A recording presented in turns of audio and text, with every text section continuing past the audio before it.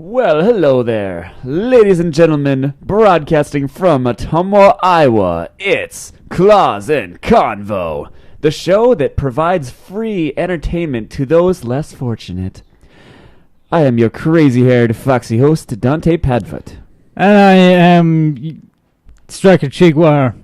I can't ever come up with a creative thing. All right, and we have quite a show for you today.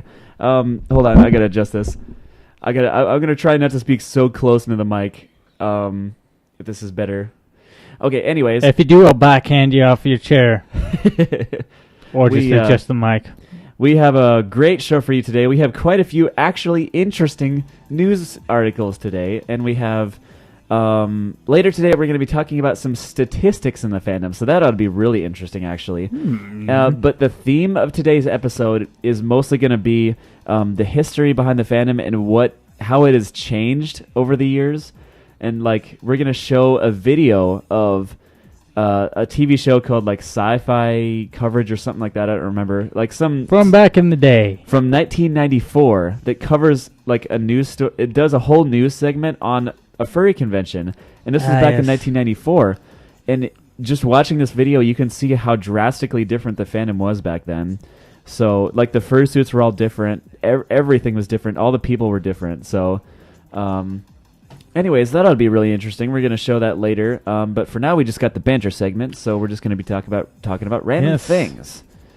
So, for those of you who really, really can't stand our banter segment for some odd and heartless reason, then just wait until the half-hour mark, and we'll start the news story. Yes. Anyways. You can stop talking now.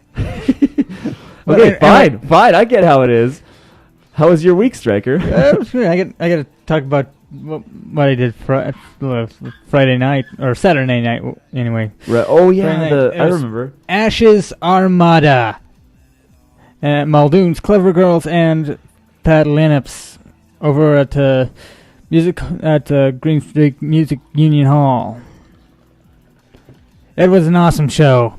Probably the best show I've seen in a long time. Nice. This is the one that I didn't get to go to because I had to work. Dang it.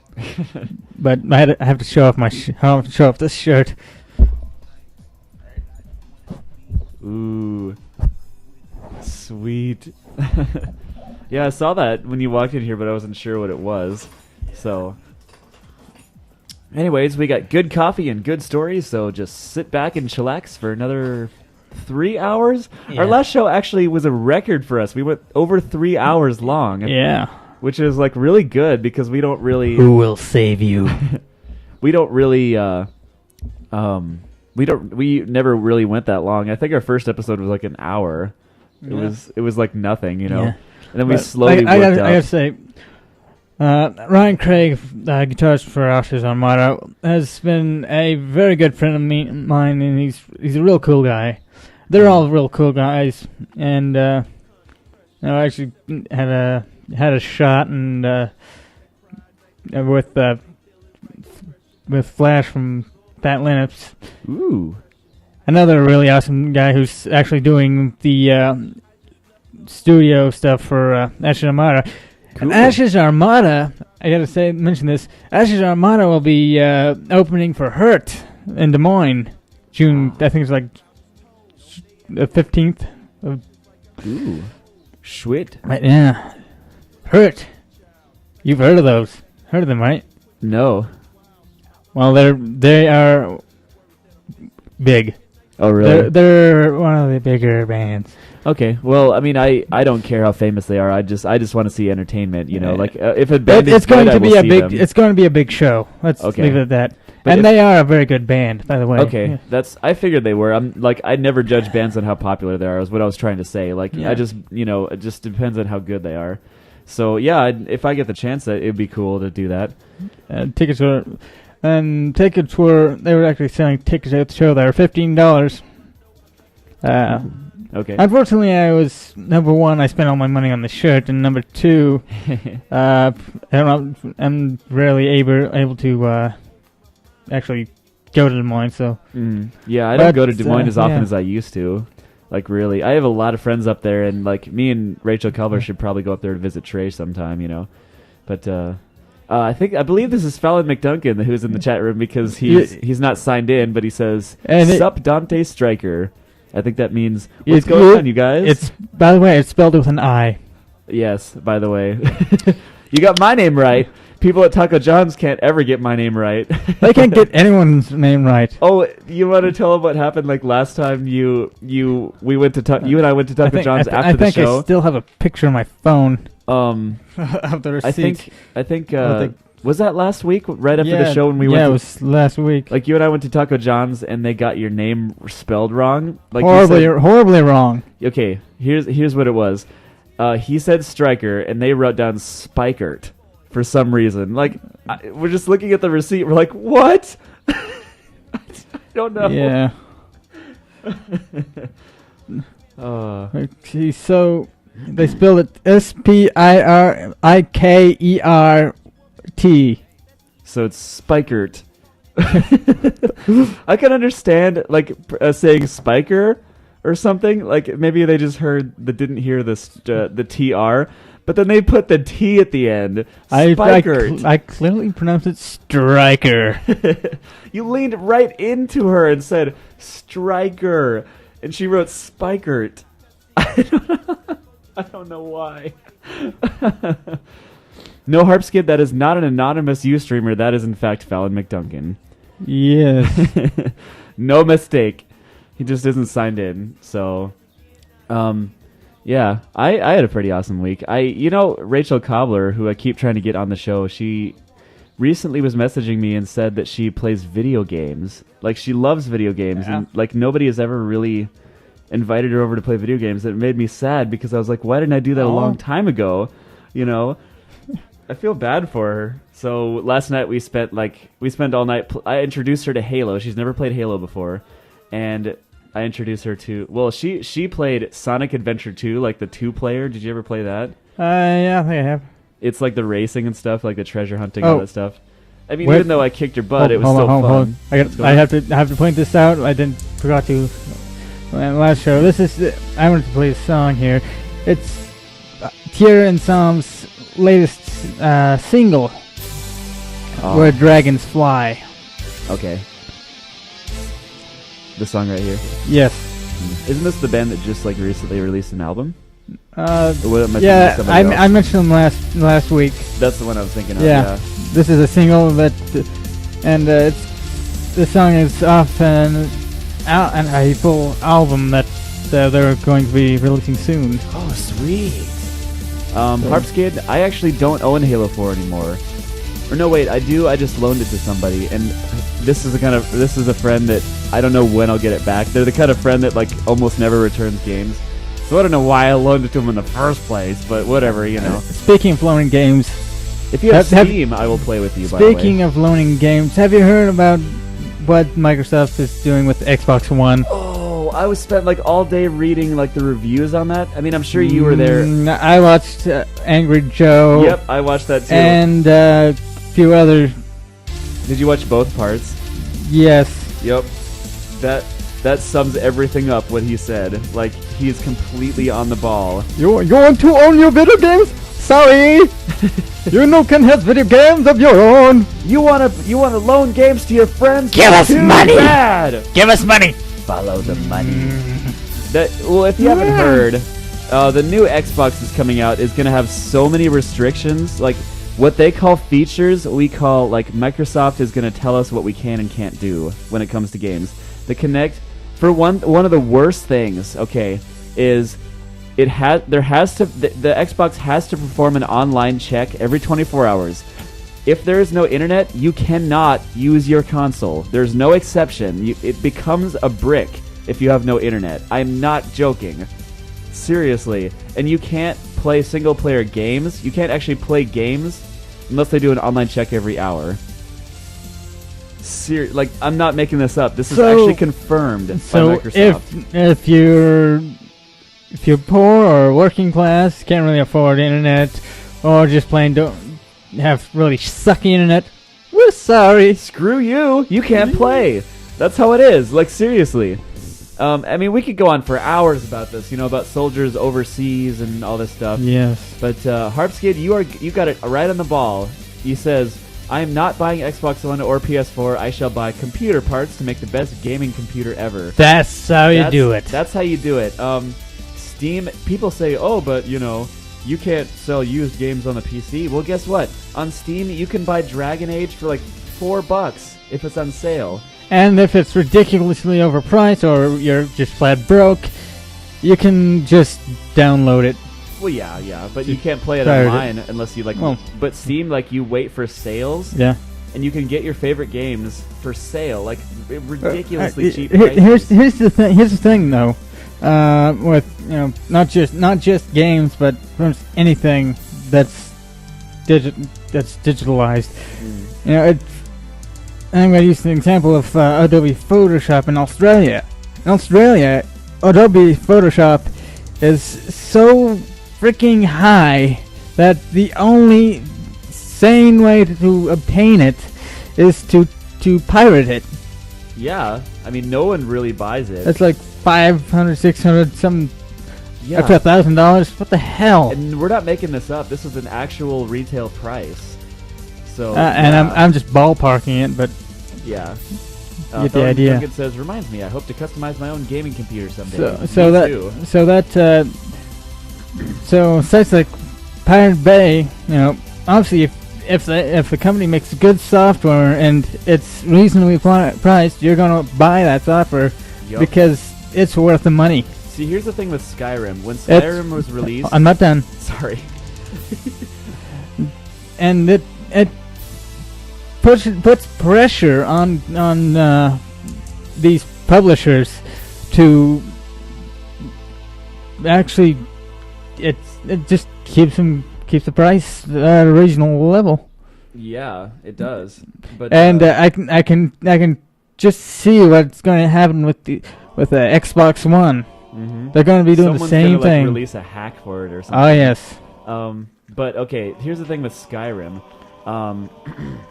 When Skyrim was released, the majority of people pirated it like at first, because they wanted to play it, and then they loved it so much that a huge amount of the gaming community decided to get together and buy the game because it was so good. They thought that the developers deserved every penny of their money.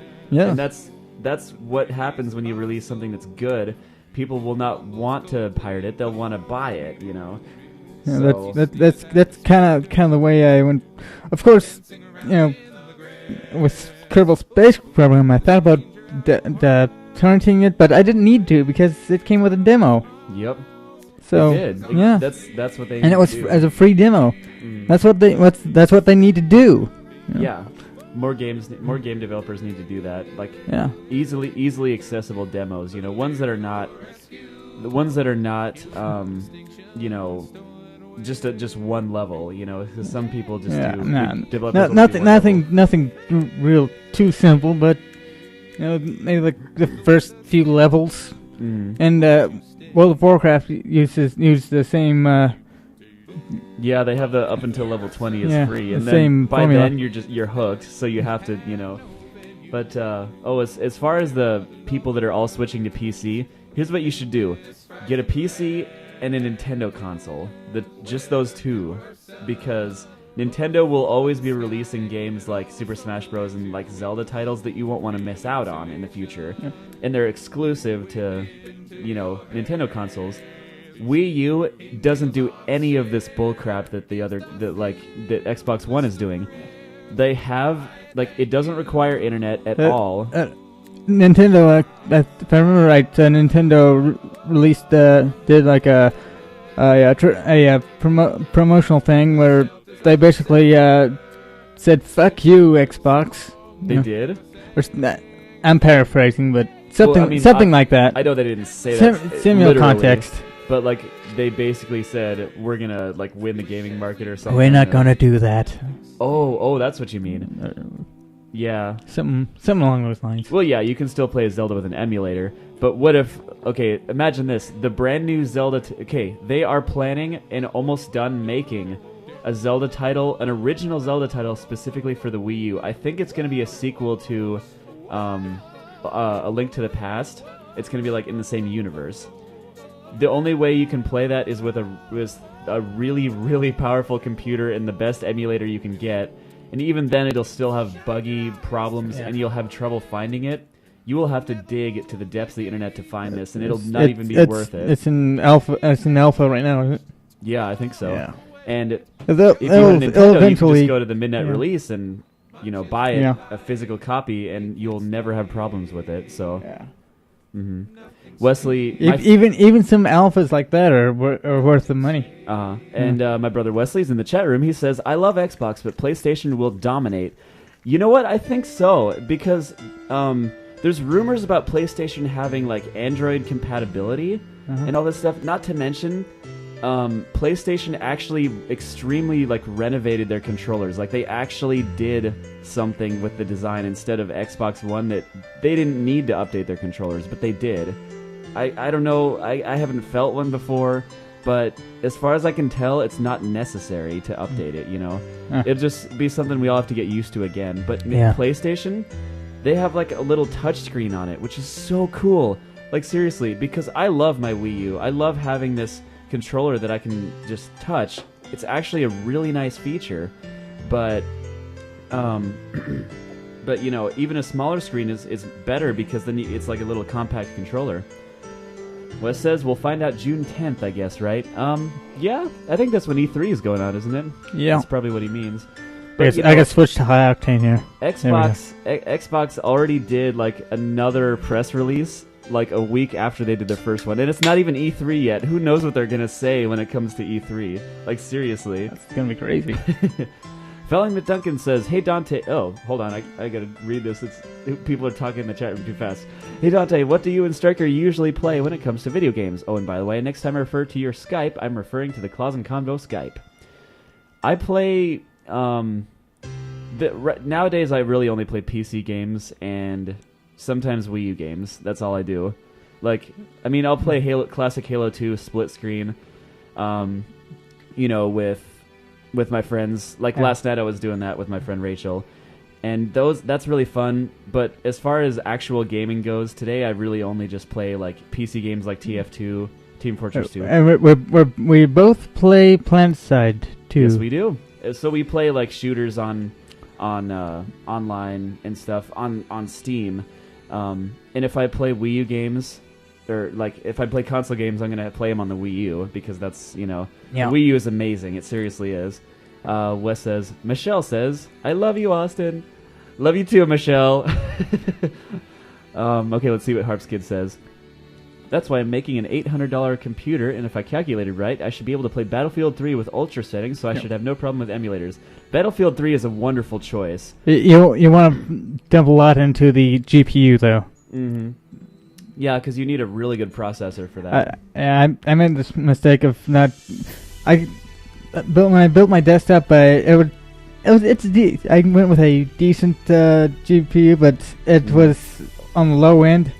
Mine is a basic, just dual core processor. It's not anything very special. The CPU, with the CPU, I went to sort of the upper mid range with it's a 6-core AMD Zambezi 6-core. I never even heard of Zambezi. That's the series. Nice. It's the series that was codenamed Bulldozer. Oh, okay. I didn't really hear about that though.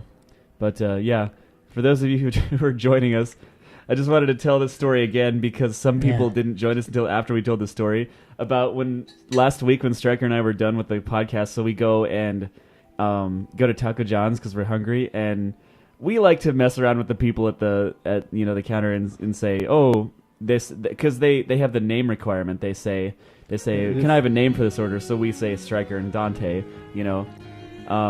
so he says Stryker, and the cashier is all like, wait, what did you say? And he's like, Stryker. Like, he emphasizes it perfectly right in her face. And she's like, okay, so she writes it down.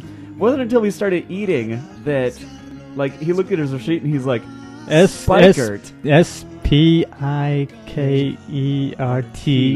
Spikert. And we're just like, how do you get Spikert from Stryker? Like, you emphasized it so well. I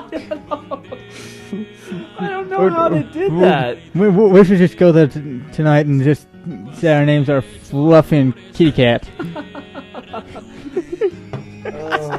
Just to fuck with them. I'm Fluffy and I'm Kitty Cat. And this I'm is a fluffy kitty. Ross and Convo. Oh boy. Yeah, I got. Yeah, my CPU was the score runs at 3.3 megahertz, but it's unlocked for overclocking. So I can actually get it up to 4 megahertz. Doesn't the only thing that doesn't that just like make it hotter or something like that? It's basically up to voltage. Okay. It's sort of like putting a so you need a really good power supply. It's basically like putting a supercharger on a car engine. Okay, I see. It makes it run a little bit hotter with the extra voltage. So you do need to have good cooling going on there, good airflow or a water cooling system. Yeah. I just used an airflow. I haven't really overclocked it very much because I want to get more fans in there, but. Yeah, you always need as many fans as you can get in. Yeah. Harpskid says, and AMD GPU quad core 4.1 with 16 gigabytes of RAM. You sure you're gonna be able to afford that with only $800? No, the quad cores aren't that much. And you know, it kind of depends on what kind of motherboard you're in case you're getting. Yeah, that's true. Fallon McDuncan says, debating whether to build a custom gaming computer or get my laptop upgraded or something like that, or some like way out specs. What? I don't know. Fallon, you definitely want to build yourself a desktop. Yes, you do. Yeah, laptops are nice sometimes because you can bring them to your friend's house and game with them. But what you should do is have a gaming laptop that's not really expensive, but invest most of your money in the desktop because it will really pay off. Yeah. Oh, yes. Because there's more freedom and it's much cheaper to have a bigger screen, too. Because, number one, the parts are more durable, there's more airflow, so they run cooler, and they're much more easier to upgrade and work on. Yeah, they are, because you can just open them up and do something. But with a laptop, it's like everything is so compact, it's really, really hard to do anything. But back to the Xbox, just the whole deal with this, they're just screwing themselves. Like, I mean, everyone says this. You've probably heard this 100,000 times, but they're not listening to the feedback properly, you know. He says I was figuring out. They're catering to the upper middle class and the rich kids. Exactly, like Angry Joe was saying, they're basically saying screw poor people. If you want to borrow a game, like if you want a cheap game, a used game, because you can't afford the full game, well, screw you. You have to buy the full game. Like that's how it's gonna be, you know. And okay, for those of you who weren't really paying attention. They did get rid of the fee for putting it on, like, selling a used game. However, they didn't really make up for anything. You still have to. They still have to be on your friends list. Okay, to give somebody a game, like to lend them a game. Number one, they have to be on your friends list for 30 days. Okay, and that's not that bad. I mean. Yeah, like my brother Wesley says, watch Angry Joe, he'll give you the letdown. Angry Joe is basically said all the stuff that we're saying now. I just finished watching that video today. But, number one, they have to be on your friends list for 30 days. And that's not so bad. I mean, you know, if you add all your friends the first day, eventually, pretty soon they'll be, you'll reach the 30-day. This topic angers me. Yes, but luckily we got some nice calming music from Local Left on here. Yes, we do. Wesley's like, Austin, you worry me sometimes. Anyways, number 2 requirement. This is the big one. You can't do it more than once. Once you do that once, this game cannot be lent out again. Period. That you can only do it once. No more. That's ridiculous. I can get past the 30-day requirement. I seriously can. The thing is, with a console game, what they're made for is, you know, you just got off work, you just want to kick back and relax for a few minutes, play a game real quick, turn on and go. No, don't have to connect to anything. You just go play your game. Back in the good old days, which is what we're going to be saying soon. You know, back when you could take. I got an N64 games will still work today. Yeah, I can pick up my N64. Even my original Xbox will still work. Yeah, although I still have my original Xbox. They did kill the Xbox Live for the original Xbox. They did, but which is really upsetting. The console will still work, and it will always continue to work. Mm-hmm. And Harpskid says, "Wait, so no used games? That's how it sounds." There are going to be used games, but they have to be. You're just renting them. Not only are you renting them, they can only be through pre-approved retailers. You have to buy them again, which means there will be no competition for the retailers. Which means no more GameStop. No more GameFly. GameFly is going to go down, obviously, but GameStop. The only thing that's going to happen to them is they're going to have to jack up their prices like insane. Back up to full retail, just about. And all the other places that don't have any competition anymore because there's no freedom with used games because they're one of the pre-approved retailers, so there's no competition. They can set whatever price they want for their games. You know, they can make a whole lot of profit. Bollocks! Mm-hmm. Wes says, back when I used my thumbs to shoot people. Yeah, back in the day. But yeah, like I said, I can go over there in my living room and plug in my N64 and play Pokemon Snap. And there's nothing that's stopping me, you know? There's no online thing, there's no, it, works better if it's online, nothing like that, you know?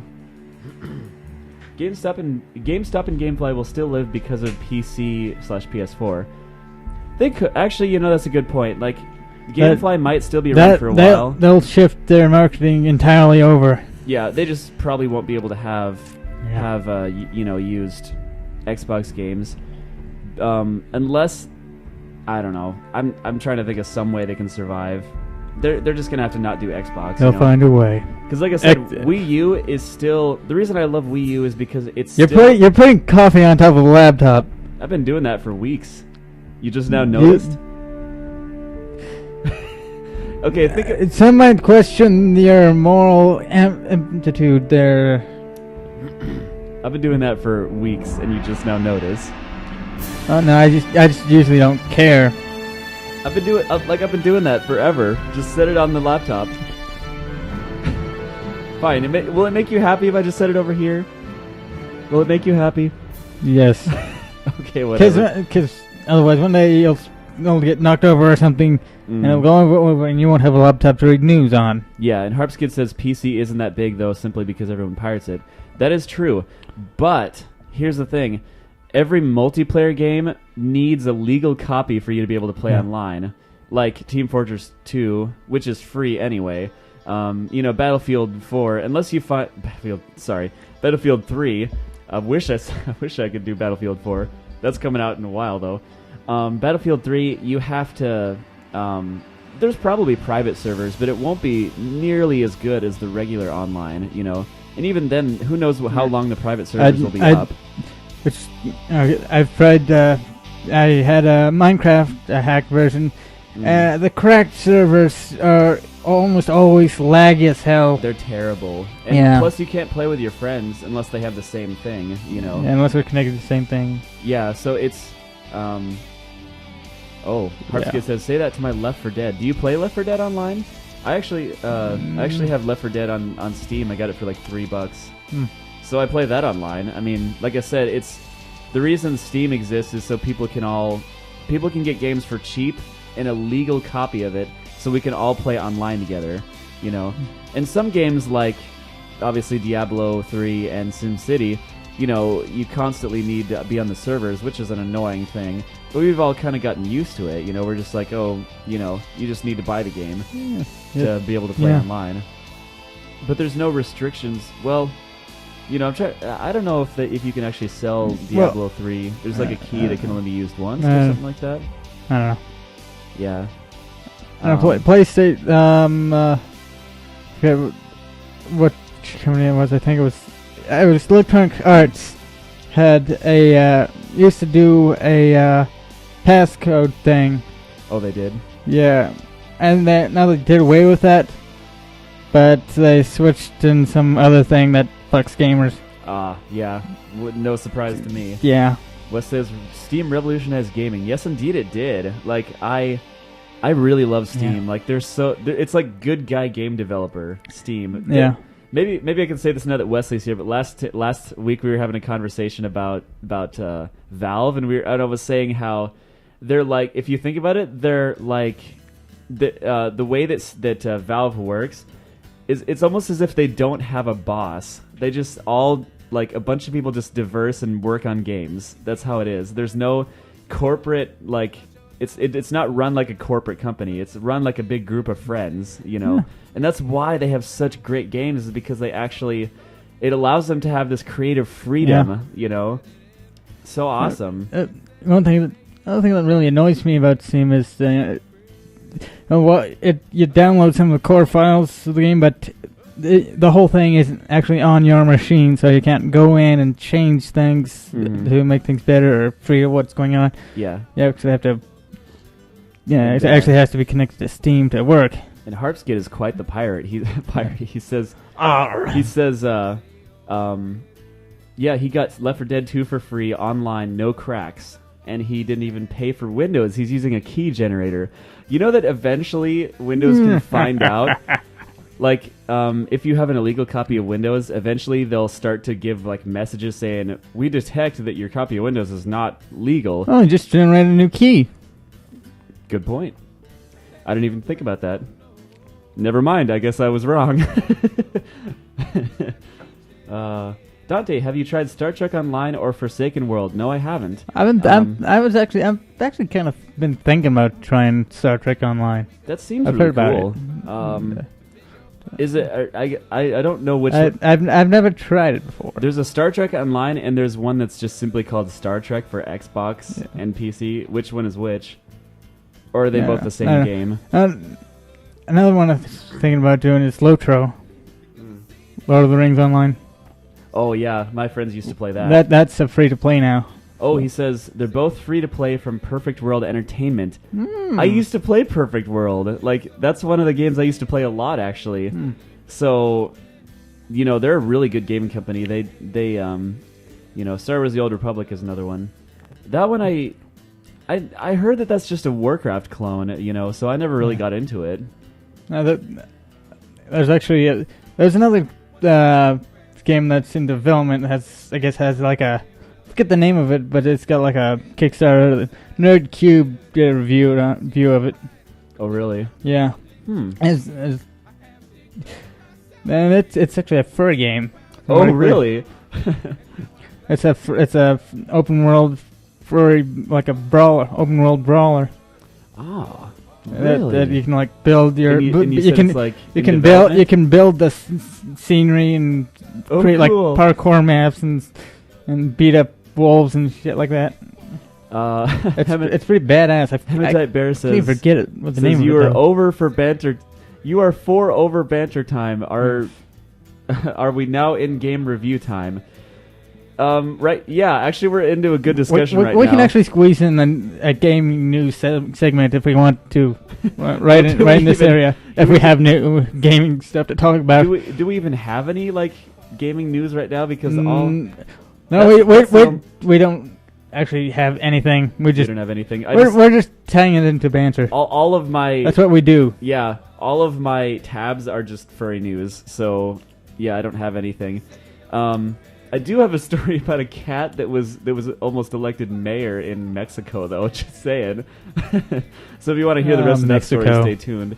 But like, I don't know, the kind of the way I want the banter segment to work is like, if it starts to slow down, we'll go into news on that half-hour segment. But if we're doing something good like this, we can go over a bit. So yeah, let's because people enjoy banter, don't you? Yes, it's fun. Banter is fun. But, you know, as far as gaming news goes, this is all that's going on in the gaming world right now is the Xbox One. Like, everyone's focused on it right now. So, and, you know, E3 is going to be pretty soon. So, in 3 days, actually. So, yeah. it'll be pretty interesting. Yeah, West Side's Lord of the Rings Online is awesome. Yes, indeed it is. I never played it, but ever since it first came out, I've always been curious about it. That cat was cool, and he never said a mumbling word. What? Sometimes people in the chat room say stuff that I'm not really sure exactly what they mean. No one does. No one does. So I think we're going to move on to news. Artist of the Month. Oh, yeah. Don't forget about that. I almost forgot about the Artist of the Month. Ladies and gentlemen, this is the segment that we like to call Artist of the Month. Do we actually have we came up with it last minute, so we're just gonna do that. Yes, we came up with it last minute, last week. I got hit go. The Artist of the Month this week is Tirka, who is actually somebody that Striker and I know who lives in Sheraton. Okay. Hit. And it's pretty sweet. His artwork is some of the best I've ever seen, and I'm not joking, because, there's a picture right there. Because here's the interesting thing about his artwork. He does it all in colored pencil. I'm serious. It's so cool. He's one of the best furry artists I've ever seen in my life, and he lives, I used to live 20 miles away from him. I gotta respond to this. Okay. Mind blown. Exactly. We gotta link his Fur Affinity page though. Yeah. FYI, if you want to message us privately on Skype, not call in, but just send us a text thing. Just send it directly to me instead of Strikebar Studios. My username on there is Striker Chiguar, because I can't read it across the freaking. We can't really read it from all the way up. It's because the camera's right above the monitor. Which reminds me, actually, I have to turn Skype on my laptop. But if you guys think that's cool, like this picture, this is one of his best pictures. But we're going to link his Fur Affinity page and just look through his gallery. Like, seriously, he has some of the best artwork you'll ever see. And like I said, it's all done with colored pencils. It's so cool. Mine double exploded and put in a blender. Okay. Oh, yeah. All right. There's your little interesting thing for the day. I'll switch back over here. Yeah, because this is a pretty. Wait, it's a clusterfuck. I know last time we did the Artist of the Week segment, we left during most of the news segment. Whoops. During most of the news segment, we had both of the screens up. Like during at least half of the news segment, we were just like, "Oh crap, it's still up." But for those of you who don't remember, last week's featured Artist of the Week was Fox in Shadow. I don't know if any of you actually checked out his Fur Affinity page, but he's always been one of my favorites. But this guy, I think, really deserves Artist of the Week, in my opinion. He's so good. He probably should have been the first one we did. So, anyways, I guess we're right on track here. 5:40, so we actually get to do it on the. What are you trying to do right now?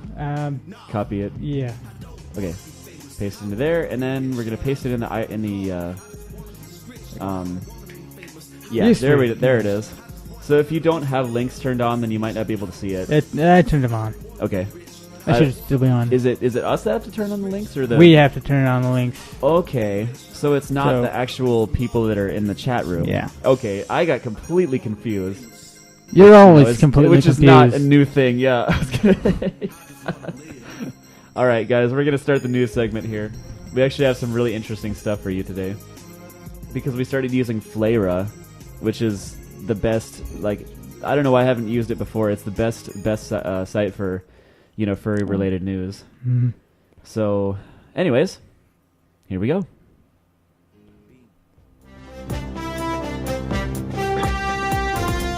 Tonight on Claus and Convo, Cat proposed as mayor of Mexican state capital. With your hosts, anchors Dante Patfoot, Striker Chiguar. This is Claus and Convo News. Oh, you just looped it. Damn it! Oh well, it doesn't matter. Okay, so the first news story we got for you guys today. Hold on just a second. Dante, there's a link to the registration page for Forsaken World in the Claws and Convo Skype. You can check that out when you find the time. Yes, I will. Okay. Forsaken World. I need to check that I completely out. forgot what I was doing here. Okay. News we can story pull number this up. 1. Yeah. Little, just so you know, we're going to save the best one for last. Forsaken Shadow. Ooh. Just to give you a preview here. The last news story we're going to do is an actual statistic, like they did a survey. It says, FurryCon surveyed on porn, fantasy, pets, politics, and bronies. So yeah, this is like a thing that shows this actual statistics of the fandom, like, you know, female furs had less sexual roleplay, owned less pornography, blah, blah, blah, stuff like that. We're just going to go down the list, and it's actually really interesting. So we're going to save that one for the last. But as far as the news stories go, we're going to start off with the first one, and it is... Cat proposed as mayor of Mexican state capital, Xalapa. I don't know how you're supposed to pronounce that. Xalapa. We're going to link the news story here in the chat for you guys, so you can see it for yourself. Okay, so here we go. 32 days before the mayoral election of Xalapa, capital of the Mexican state of Veracruz, a feline candidate is making a mockery of the ruling coalition's politicians on some social networks. Yeah. Ugh, so many big words here. Candidato Morris has had his own iconic posters and other campaign materials and has captured the public fancy with some slogans as "No more rats in Xalapa," and "Xalapa, it suits you to vote for other animals, vote for Morris." Oh, I see, because the cat has a suit. According to his Facebook profile, Morris, who was born in Xalapa, I keep saying Xalapa, promises no more than other candidates and sleeps a lot, which is the ideal profile for a mayoral candidate. It's yet to be seen whether this Candigato's weakness for quilts, sheets, pillows, couches, and clothing in general will be his undoing. Still, given his charisma, the fact that campaign page has over 18,000 likes, the PAN and PRD coalition candidates may be in serious trouble come July 7th. Campaign organizers Daniel Cruz and Sergio Camorro have said they wish to promote turnout and encourage the formalization of citizens' candidates and continue to post in support of the campaign. Morris's affiliation is listed as cat anarchist. He has also been proposed as a candidate for the local legislature given his proven ability to sit around and yawn, quote. Very, very nice. Bravo. They make a perfect congressman. He doesn't do any more than congressmen do. That's the whole joke. Like, that's why they did this. That's awesome. Good job. It has 18,000 likes on Facebook. That is something. Okay. We do have another story for later, furthering the investigation on the mammoth blood. For those of you who don't know, they actually have a vial of mammoth blood. Yes. And this answers the question if they can actually clone mammoths, like start up the species again. But for now, this is here's another news story. Unless we want to continue discussing the cat, who is probably going to be mayor.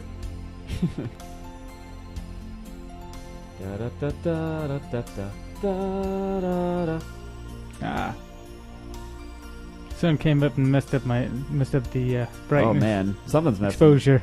The exposure is being messed with. Oh, I just saw it on the feed. Yeah. Whoa. That was really dark. Okay. Is it any better now? I'm still watching my feed. This is hilarious. What the heck is it looks doing? minor. Well, number one, the encoders, like I mentioned on Ustream, the compression that takes place kind of messes with brightness, makes it brighter to begin with. Mm-hmm. So then I had to go into the camera settings, and I went too far the first time, so yeah. Mm-hmm. I'm just going to leave those open. I feel I might need those again. Okay. So what's going on? Are we going to be able to, like... Yeah, we're fine now. Okay, we're fine. All right. I think. You think? Okay, so This is one I'm gonna give to Stryker. Da-da-da-da. Mind you, you shouldn't read this entire thing because this is a huge. Like, there's one that's a huge block of text. But you can read the actual news. Like, maybe it's not the news story that's the huge block of text, but you know, you get the picture. Okay, Appetite Pharisees, you two need to expose yourself more. Still a little dark. I was gonna say, what do you mean by expose yourself more? Nah. Oh boy. Okay, so that one's for you. Little gift for you to read. This is a story about somebody who actually opened up a furry artwork gallery, like not just not just at a it's being open with a convention, but it's not It's in an actual museum. It's in an actual museum. It's an actual art gallery dedicated to the furry fandom. Santa Ana Gallery's Art of Furry Fandom connects public with furry past and future. Bada bing. And I got a really cool looking picture here. I'll link this in the IRC. Alright. Boom. Mark Milano. Mark Milano. Mark Milano? Did you say Milano? Milano. No, you said that. I didn't say that. Okay, it's these damn West Coast names are hard. It sounds artsy. I'm like a fifth grader. Anyway, Mark Merlino and his friend Rod O'Reilly might be called first wave furries from original geek culture. Wouldn't that meant underground comics, fanzines, and pen pals? Way back in the day. Oh yes, they held the first parties that turned into conventions, and Wikifur calls them founding members of organized furry fandom. Nice. Mark owns the Prancing Skilcher. The Prancing Skilcher. Something. Complicated names are complicated.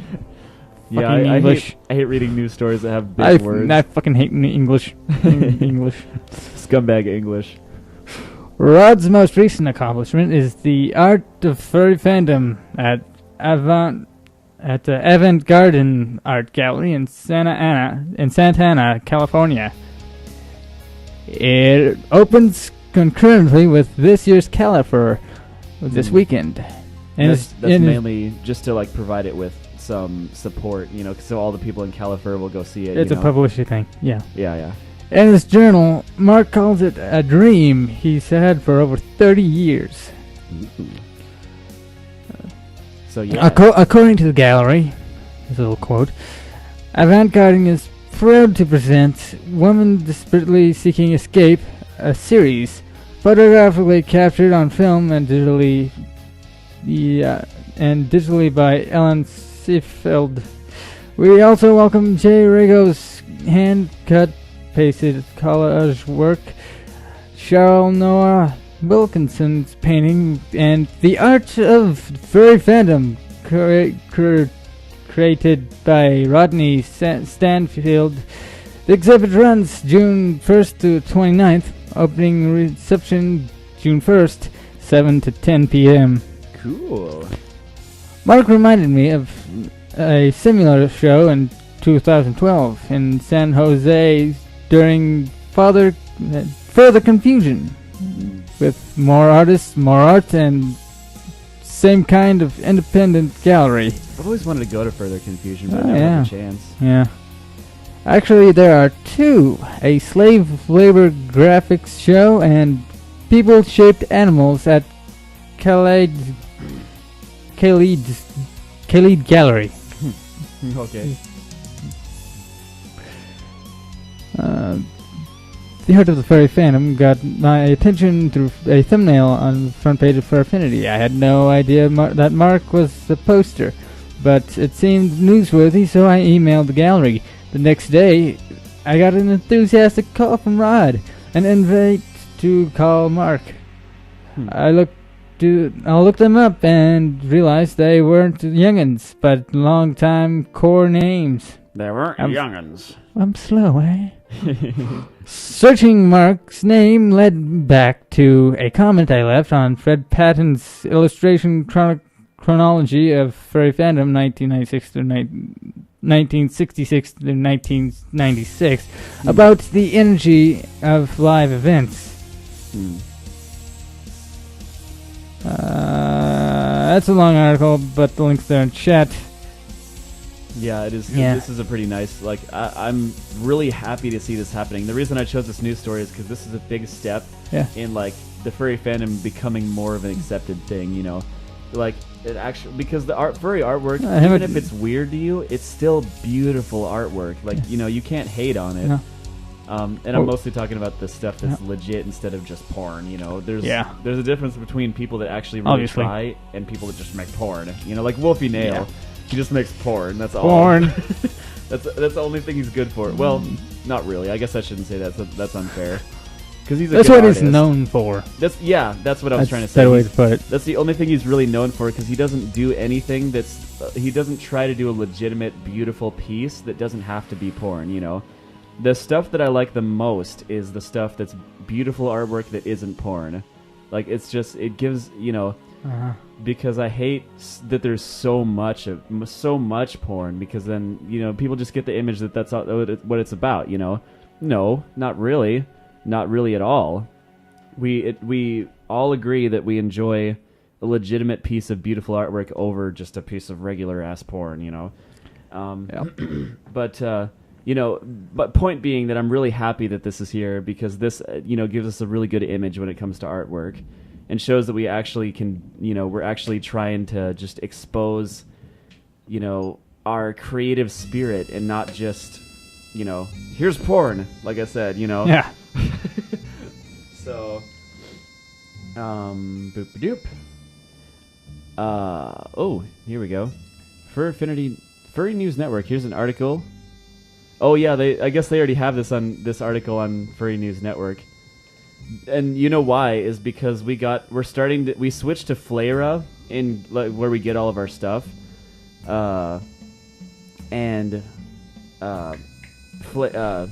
Furry News Network gets all of its stuff from Flaira. Like, seriously, you know, Furry News Network. Every time Flaira posts something, you know, if it's good, it will literally. Point being, the Furry News Network, everything you see on FNN is linked to his gallery. Yes, is originally from Flaira. You know, that's what the point I'm trying to make here. So yeah, but yeah, that's a pretty neat story right there. I'm really happy that has been exposed. So I got another one here for you. For his Affinity Gallery.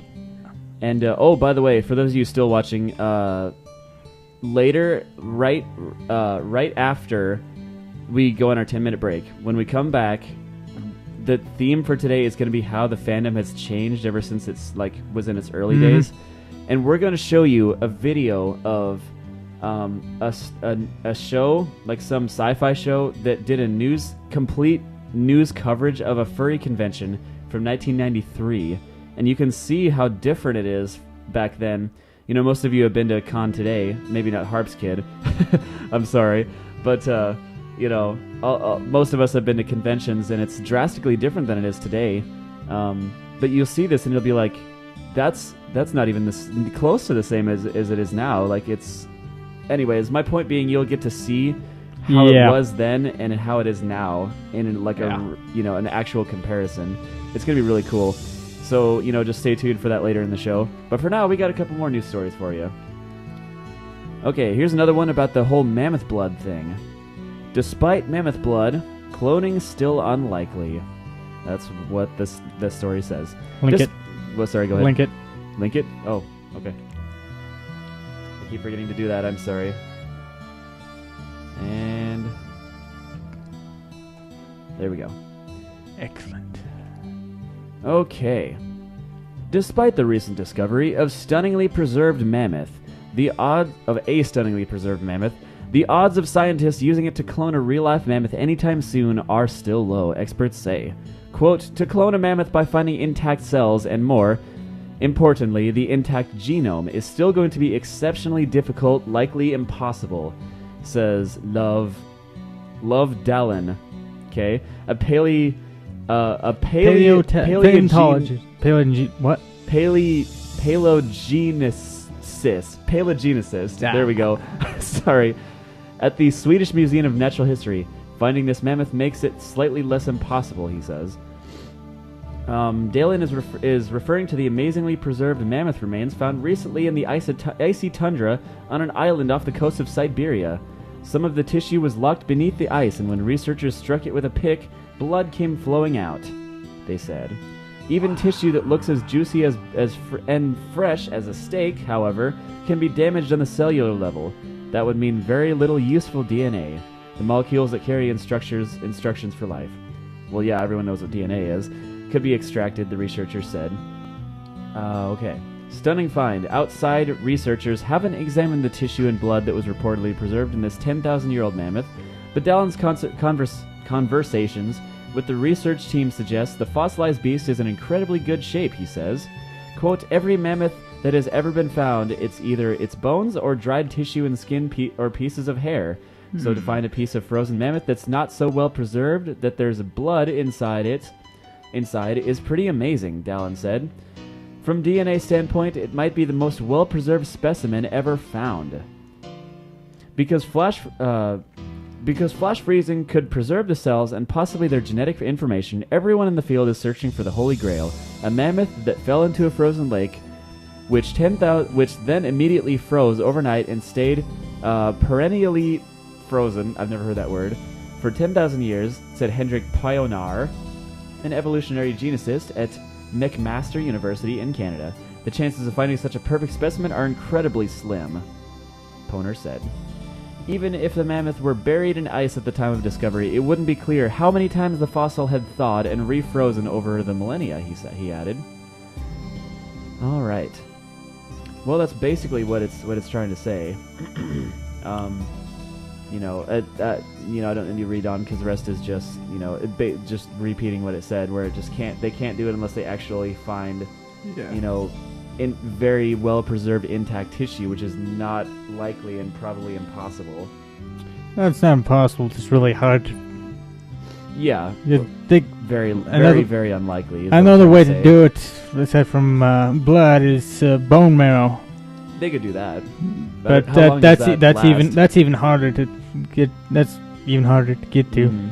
Yeah, doesn't it last not at all? Well, there's it all has a shelf life before it starts to break down into its key elements, to carbon and whatnot. Yeah. Carbon and calcium and whatnot. Yeah, point being that it's not going to happen. Not in the immediate future, anyway. Yeah, I mean, who knows? I mean, imagine 100 years ago when they thought of the idea of, cloning species and thinking, oh, that's just in sci-fi. Well, now it's actually kind of, getting to be on its way to being possible is what I'm trying to say, Hold on, I'm texting somebody. I'll let you know when the podcast is over. Okay, anyways. Little interesting story about mammoths for you guys. That's an update on what's been going on with the mammoth blood. So next, we have the actual statistics on the furry fandom. Ooh. Well, at least a little bit of it. This is just a little chunk of it, mostly referring to porn. Porn. So yeah, if you haven't heard us talk about porn enough, this is your chance. And here it is. Furry Con surveyed on porn, fantasy, pets, politics, and bronies. Forgetting something? What? Forgetting something? Linking it in the chat. Yeah, there you go. We gotta show our sources and stuff. I'm sorry. I'm gonna keep forgetting that for as long as we do the podcast. I can't see me ever remembering to do that. Okay, here we go. Results have been released from an anthropomorphic research project survey of 455 furs taken at Furry Fiesta 2013. I still haven't been to Furry Fiesta. That sounds really cool, though. It's I'm pretty sure it's in Texas, isn't it? Somewhere down there. Yeah, because I remember, a good friend of mine Rhubarb the Bear said that he goes there all the time, and he says it's awesome. So, anyways, 78% of females and 96% of males report viewing furry porn. Both groups underestimated both figures by 8 to 12%. Increasing furriness indicates a tendency to use fantasy for various purposes, including escapism, but didn't indicate blurring of reality, for an inability to have fun, self-motivate, fulfill needs, socialize, or cope with problems without fantasy. So yeah, basically they're not like using it to escape. Well, kind of they're using it to escape reality, but kind of just like in a playful way, like an imagination way. Yeah. You know, in a sane way. Yeah, that's the good way to say what I was trying to say. Okay, female furs had less sexual roleplay, owned less pornography, viewed it less frequently, and felt it had less influence on their joining in the fandom. They also saw pornography as more openly discussed within the fandom. Okay. Yeah, which is what they said earlier. Furries overestimated the positivity of both males and female furs toward furry porn. Males tended to be positive or mixed, while over 20% of females had a negative view. 51% of furs referred porn over general furry artwork. Preferred porn over general furry artwork. 17% had the opposite view. 55% saw non-furry pornography in a negative light. Some males only view furry porn. Okay. This is really upsetting. Like, key point, males are horny. Yeah. Humans are horny. I was trying to say earlier how we all try to give like a good image about being how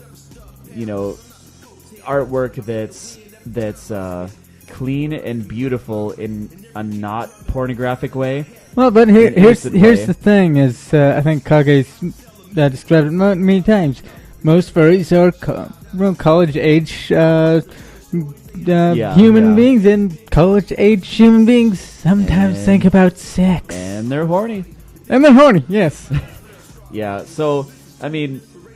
But the thing that upsets me the most is when they said that like over 55% of males prefer furry porn over general furry artwork, which is not the image I want to put out, But that's the statistics right there.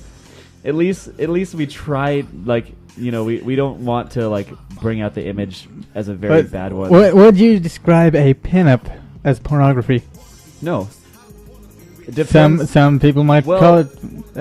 That definition is rather subjective. It depends if it's explicit, like if there's explicit nudity. Well, if it's tasteful, artwork, and it happens to be a little bit of nudity, even fine. If it's like a side view, Yeah, that's fine with me. That could even still, in some instances, be considered porn. It could be. So actually, you have a good point there. That's a very subjective gray area.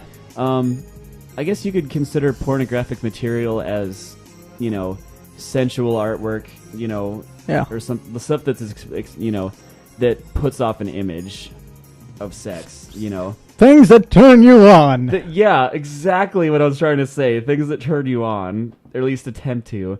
But most furries don't consider just a regular pinup pornographic unless it's extremely explicit, because the furry fandom's definition of porn is an actual scenario.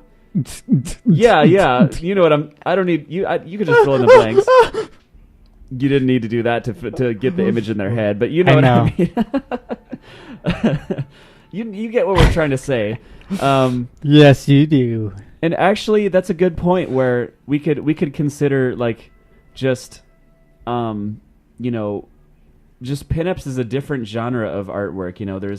There's the innocent artwork, which is my favorite kind.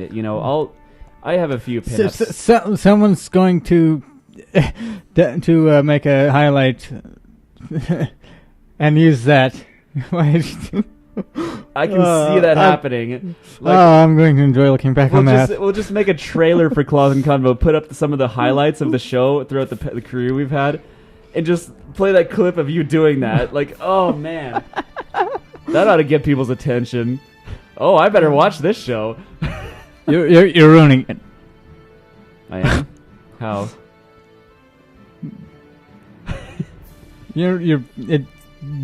Moving on. Anyways, back to the point, like the discussion. Okay. I think, like, you know, I have plenty of furry pinups saved, and most of them are extremely explicit because a lot of it is tasteful artwork, like tasteful nudity, and I love that stuff. I think it's awesome, you know, but I don't, you know, I just put it in a folder and I admire it. That's all I do. Seriously. Yeah. And I don't obsess over it, and it's not like, you know, if somebody says, you know, I don't really want to see that, I'll be like, okay, I'm, you know, just going to put it away and never show it to anybody because I don't want this stuff, you know, I don't want people to think that's what the furry fandom is all about.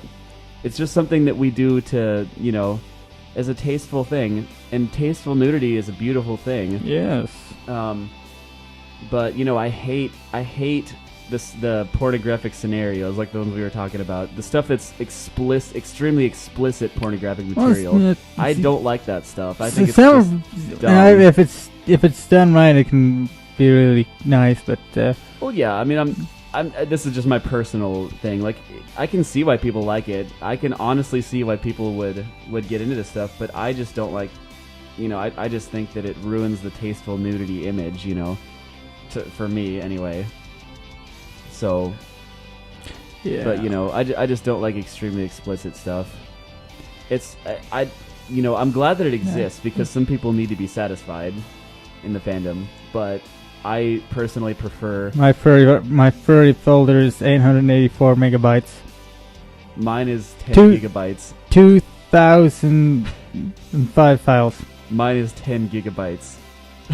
I've been saving stuff for years. I won't ever show it to anybody. Mine's mostly nudity and porn. Yeah, which I have a lot of that stuff too. Like I said, if it's mild, I won't mind it. You know, I'll say like, you know, whatever. Because that's what mine looks like. Yeah, but I hate really, really insane scenarios. Like, I just hate that. You know, I like the stuff you have. That's awesome. That's what I'm talking about. Like tasteful nudity and, you know, maybe a little bit over the edge. It never hurt anybody, you know? Yeah. But these extreme scenarios that have come to be when it comes to, you know, furry artwork, it's just insane. Like, it makes, I don't know, it really... There's a fine line between capturing a moment and making a porno. Yeah. Like, you can capture a moment... You know, like I said, I'm glad that it exists because it can satisfy, you know, a lot of things. Well, it's kind of like it's the internet porn that typically doesn't contain viruses. Yeah, that's one way to look at it. Exactly. Harpskid says it comes down, in my opinion, to its good art. If it is fine, but what pisses me off is when it's just untalented bullcrap. Yeah. That's true. Like, but you know, the artists. I've seen a lot of artists that aren't even very, you know, they're not very established. They're not very. They need a lot. I mean, the stuff that's like in the. If you take something like, and it's like a real cartoony style, and they're trying to make porn with it, you just ruin everyone's childhood doing that. Like, that's one of the things I was gonna say. Where if you ponies, if you look at. No, enough said. No. Enough said. Like, if you go to E621, which is originally supposed to be a site for furry artwork, okay? Yeah. It's generally adult artwork, but it's not. Doesn't have to be. Like, it's just what most of it is made up of, you know. Yeah.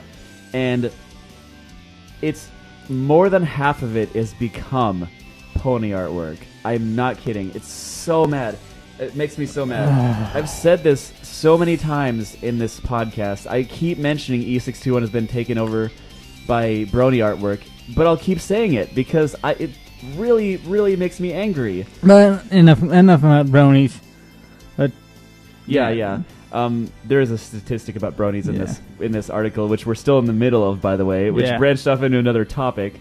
But this is something that we can explore with more discussion questions, kind of like what was it, the Notcast that mostly delves into they delve mostly into the sexual and relationship aspects. I think it's about time we start doing that more often, because we've kind of been afraid to delve into that subject, but it's come to the point where it's something that we need to talk about. It's an extremely important thing. Yeah, I really would like to talk a little bit more about sexuality. It's something I would that we need to get into.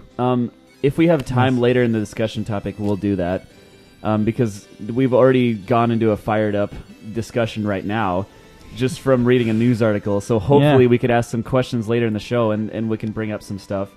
But anyways, we do have an email from Hematite Bear. Ooh, okay. Mail. Yes, it is mail. Actual mail. Woo! That is it. That's it? That's it. That's still awesome.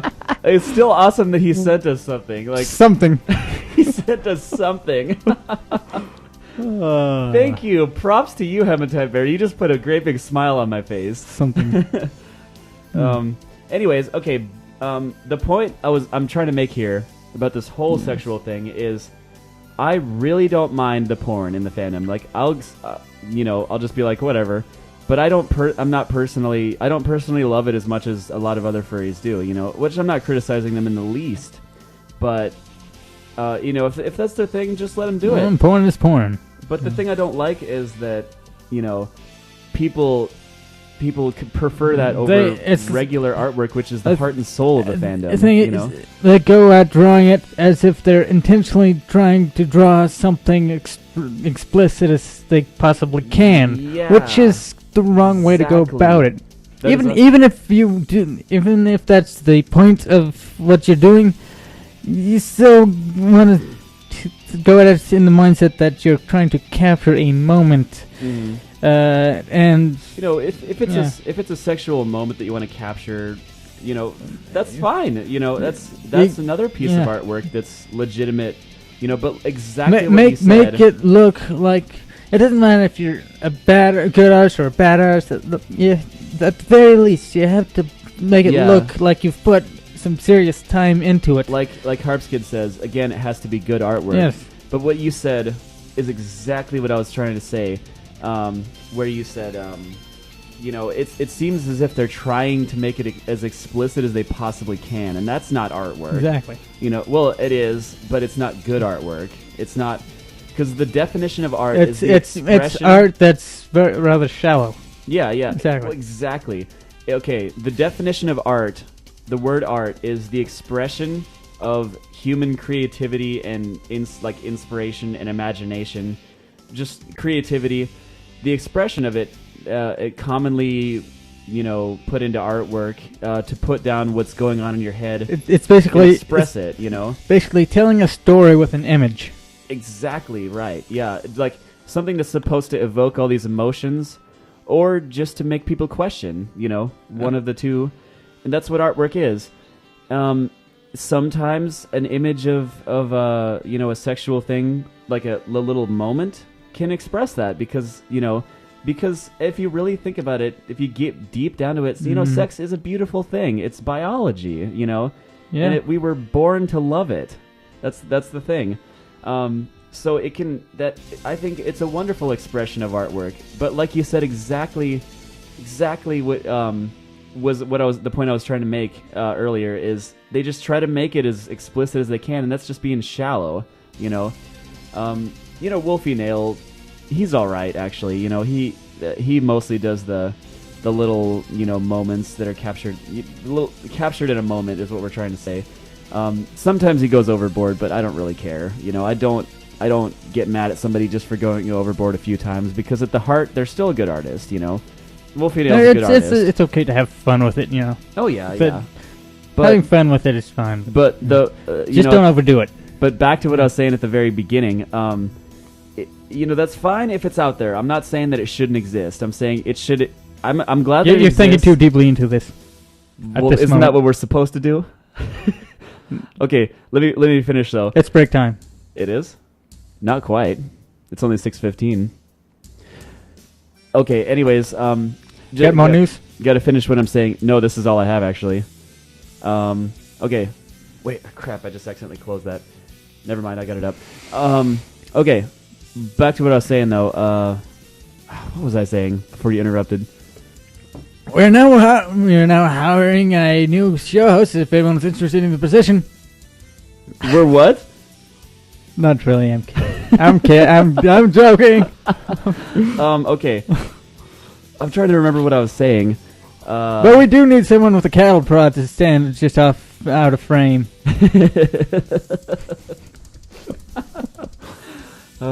When we go too far into it, just like you're thinking too deeply into it.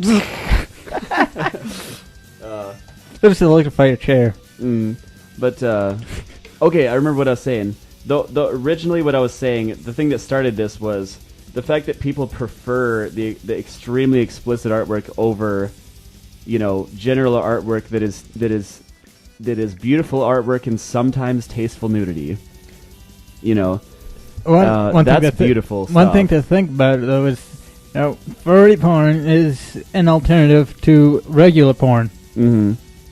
And between furry porn and regular porn, I'd rather look at furry porn. Well, yeah, obviously I would too, because being a furry for as long as I have, the furry artwork, sometimes furry porn is way better than regular because it's really hard to describe. This is something we can delve into as well.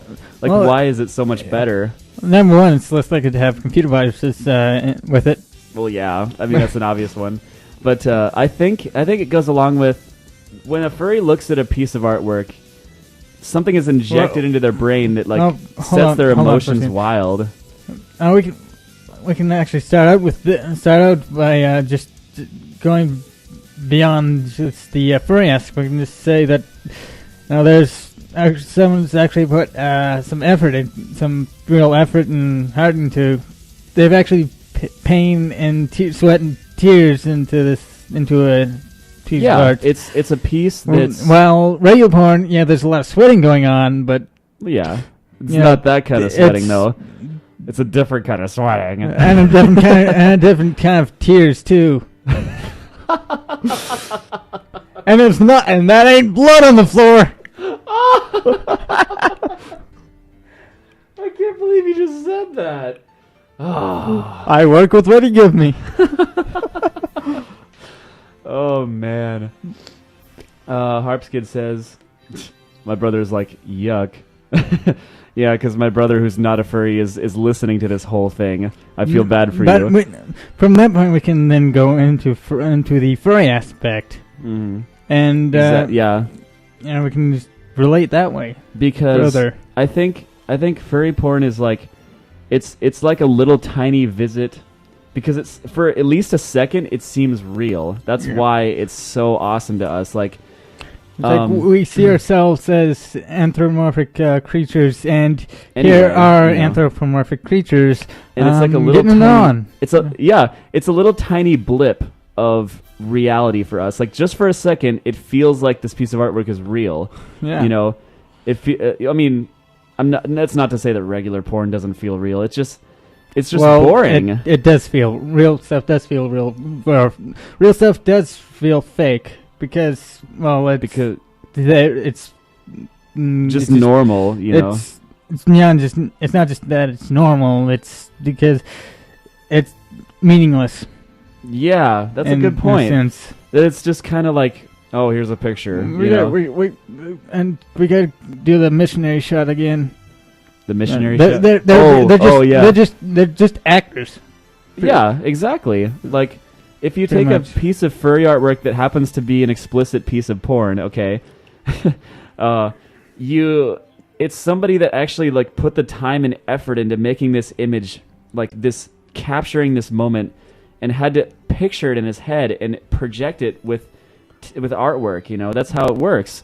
So it's like, when you look at this piece, you get a tiny glimpse of what was going on in this person's head when they were drawing this. and it seems so alive. It's Yes. like it invokes your brain with emotions. That's a good way to put it. It's more alive yeah, than because if you take the original meaning of the fandom, for those of you who don't listen to us very often, we mention this a lot.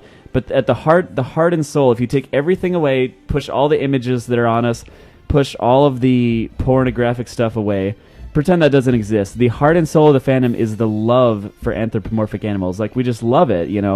It's something that makes us happy, and it connects a part of us. Yeah. Mm-hmm. And with the whole psychological aspect of being a furry, which we've discussed many a time on this show, that's a whole nother subject. But that is a side effect of being a furry, is you start to delve into this and you start to have a different mindset, so to speak, on everything when you become a furry. Like, what? Harps just pointed out it's expected. I mean, really, men like porn. Most furs are men. Yeah, that's true. But I'm assuming that this survey was comparing male and female separately. Mm-hmm. I'm assuming. It kind of is. Yeah, actually it is, because it says that 78% of females and 96% of males report viewing furry porn. Both groups. Oh wait, no. Oh, excuse me.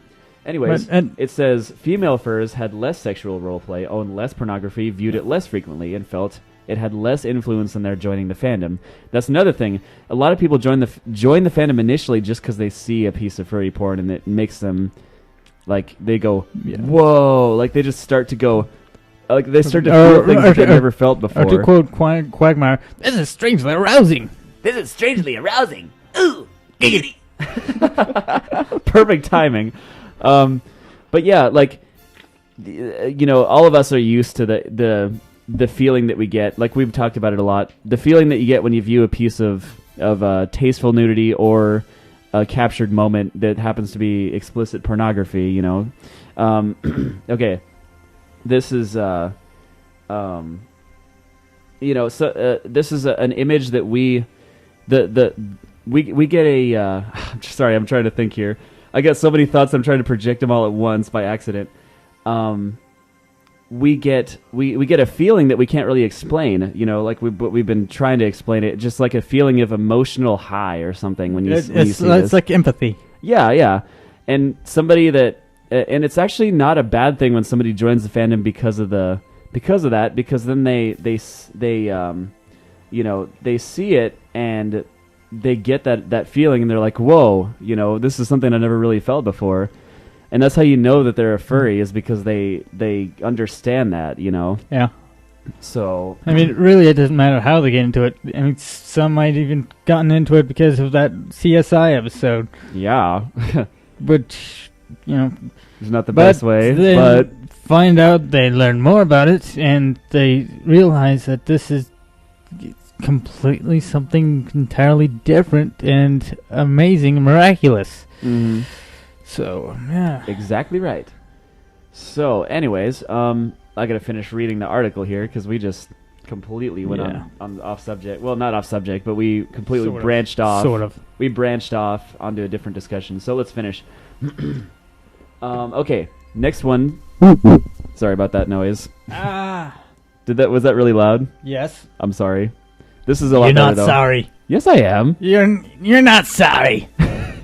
Okay, let's move on. Non-brony furs rated ponies. Okay, non-brony furs, people that aren't brony, rated bronies less positively 50 than furries 79, or non-furs.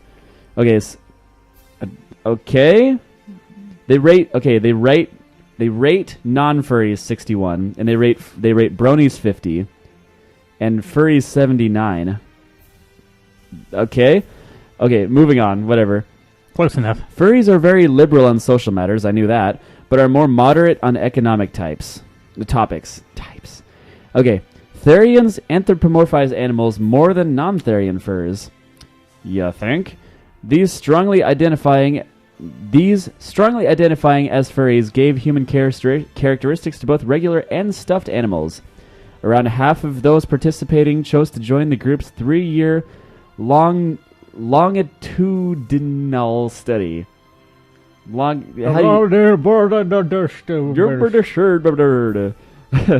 Okay.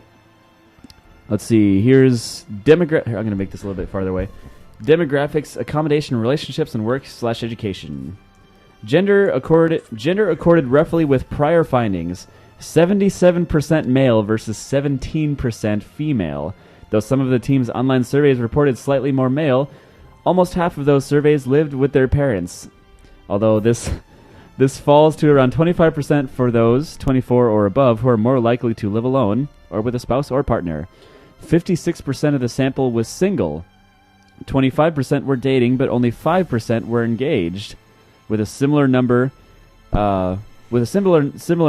as married, open, polyamorous,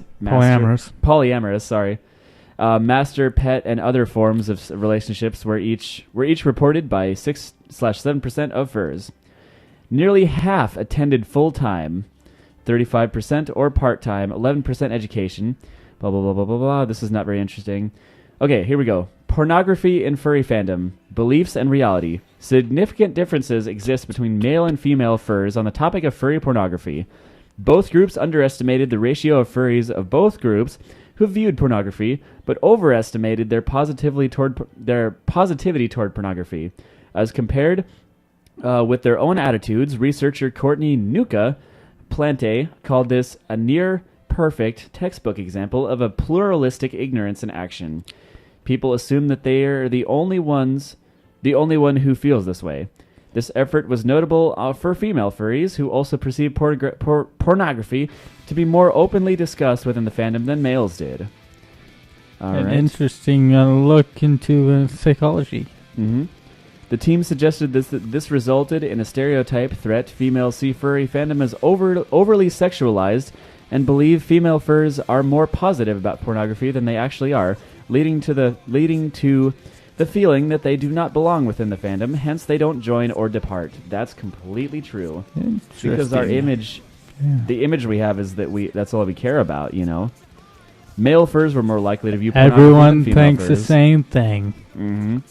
Males and females agreed on non-furry pornography. Okay.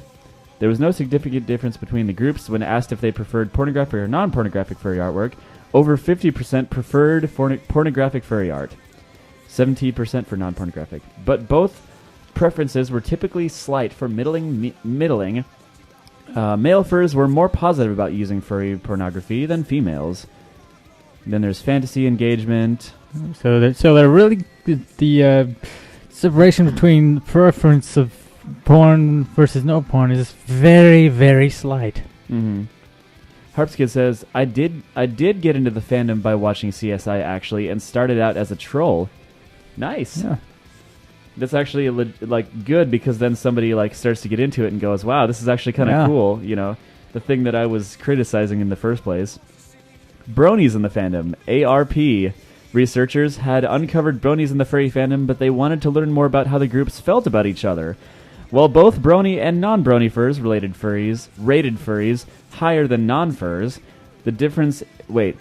Both brony and non-brony furs rated furries higher than non-furs, which means that we actually have a better view of bronies than non-furs do, humans do, which is actually seems true, because like it would be very true, because we're more open to stuff like that, you know.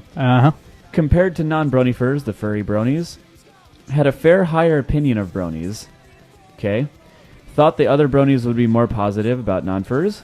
Thought non-furs would rate bronies more positively. Okay. Blah, blah, blah, blah, blah. Looks like that's it. Anyways, yeah, that's a pretty interesting statistics article right there. Yes. That was pretty interesting. And I believe that is all the news stories we have for today. Time to break. Time for break. It is 6:30. It is the 6:30 mark, hour and a half mark, I should say. So, anyways, while we're on our 10-minute break, you can contact us by either email or Skype. Just add us on Skype. we'll have the Skype lines open when we are in our discussion topic for if you want to, join in and just get involved in whatever we're talking about. And I'm actually going to have it online, set online throughout the entire show, but I'm just going to have it muted on the mixer. Yeah. So. And obviously you can just go do your opinion in the chat and stuff like that because we'll have both chats open. But we will have our email inbox open the whole time and we'll refresh it. So if you want to send us an email while we're gone, like just either a shout out or just to say hi, you can totally do that because we will look at it and we'll probably read it on the show. Anyways, we'll be back in 10 minutes, but before we go, Harps Kid says, speaking of bronies, as of yesterday, I am a brony. Well, congratulations. Just saying. I guess that's the only thing I can say. Good for you. I do know some bronies, and most of them are pretty cool. Yeah. So, all right, so we're about to go into our 10-minute break. We will be back at 6:41 Central Time. And wherever you are, you'll just have to figure out the time zone. But anyways, point being, whatever your time says now, we'll be back in 10 minutes. So, peace. And we hope to see you guys when we get back. Have fun listening to music. Dante out.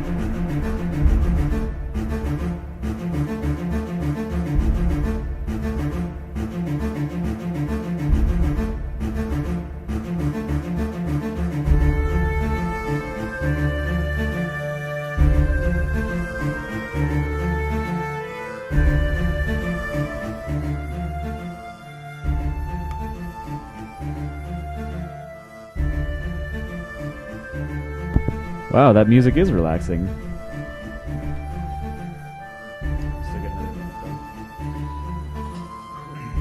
Alright, get ready.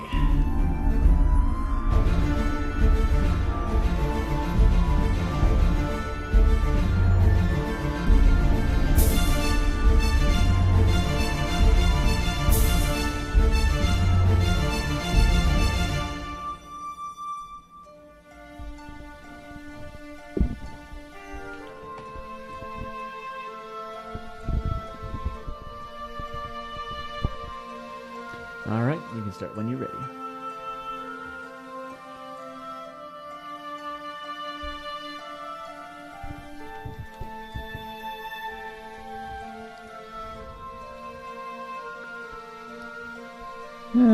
Welcome back. Ladies and gentlemen, welcome back. We are done with our 10-minute break. This I only have to send a message. Which whole What was that? I self-destructed. Okay. So we got a message. We got an email that says this message will self-destruct in 10 seconds. I guess that means that we should leave so that it doesn't kill us. So your laptop doesn't explode into We're dead shards. now. We should be dead now. We're now in an alternate timeline. Ooh, that's deep, man. Okay. I'm Anyways. still reading it, so that means it's going to keep exploding every 10 seconds. Oh, I see. Okay, Technically. All right. Anyways, we're gonna today's discussion topic is gonna be a little like the way we do it is gonna be a little bit different than what we've done a few times in the past. We're not gonna like read off index cards and do a bunch of them. We're gonna have one central theme for today, and today's theme is gonna be how the fandom has changed in the ever since it started and how it's evolved and stuff like that. And to aid that, I actually have like a timeline page on. Number one, I have a timeline page of the fandom and how it's changed, which is what I just said, on Wikifur. It's just a page called History, and we can link that in chat. But even more important than that, we have a video of a news coverage of a furry convention from 1993. We hope you guys enjoy that. It's going to be really interesting because this is a, like I said before, this one you'll watch this and like it'll really reflect how the fandom has changed because it has a completely different view, like completely different way that it works. Actually, almost it's Link? You'll just have to see it. It's on there. Where? On the computer. Here? Yep. It's on the first tab. Yep, there it is. Okay, I'll just switch. You might have to refresh it because like my It looks like it hasn't loaded yeah. completely. So I'll just hit refresh and 'Cause it's been up I'll the get whole this time. thing switched over here. Yes. Turn that on. Resume. All right. Well, this is going to be like a really interesting, Yeah. one of the better videos we've shown. Make sure that's it. Make sure. Okay. There we go. Well, we hope you guys enjoy. This is Furry Fandom 1993's Sci-Fi Report. And If we can get the sound to work. I forgot to hit the button here. There, Samuel button here. Here we go. How you doing? Susan Hyman is here, one of our Sci-Fi Buzz producers, fresh back from Confer Runs 4. Now, why the fur there? What's that fur? That's for Furry Fandom. Mm-hmm. It was an anthropomorphic animation festival. What the heck is that? Oh, I thought you'd ask that. That is when you ascribe human traits and characteristics to an animal. Oh. Kind of like. Oh, like this picture here. Oh, is that Dan Rather? Oh, that's you! Very good, Mike. Nicely done. Yeah. An extinct animal right there. Not really. Now, you're talking about ascribing personal traits to like a Bugs Bunny or Roger Rabbit or something like that. Well, it starts there, but just take a look at this piece because it goes way beyond. Look at that Fun, fursuit. fur, and hundreds of fans were out in force at this year's 4th annual Conference 90s. in Costa Mesa, California. Since its inception, the convention has evolved into a high-energy celebration Tails haven't of changed that much. anthropomorphic art, animation, and attitude. Conference was started in late 1988 By after the way, several this is years when how, we had been like, putting on parties and other 90% of furries conventions back then for looked people like. with an interest in anthropomorphic characters, which is basically everything from Mickey Mouse and Bugs Oh, Bunny to the the Teenage 90s. Mutant Ninja Turtles and in between.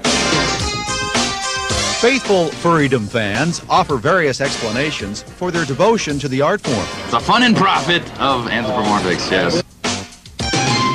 But most sentiments are rooted in the basic ability to communicate easier through cuddly critters than human figures.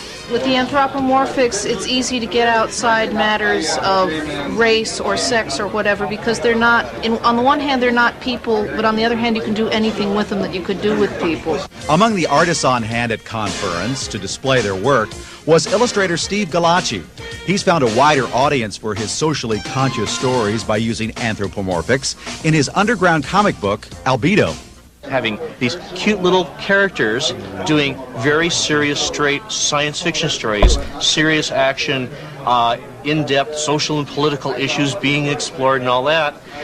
But they're cute, funny animals, and well handled. You can approach an audience that you might want to hit that would otherwise reject your message out of hand. Anthropomorphics also offer a refreshing option for artists like Christina Hansen, who are intent on expanding their creative horizons. I've been working a lot with the human figure for so long. I've been kind of going out my way to find challenges, and that's a lot of what the anthropomorphics do for me, is they give me a challenge and something different and something new to work with. Artists and fans alike appreciate the anthropomorphic's ability to exude a comforting illusion, transforming even the most ferocious of creatures into something harmless and huggable. Anthropomorphics are fun.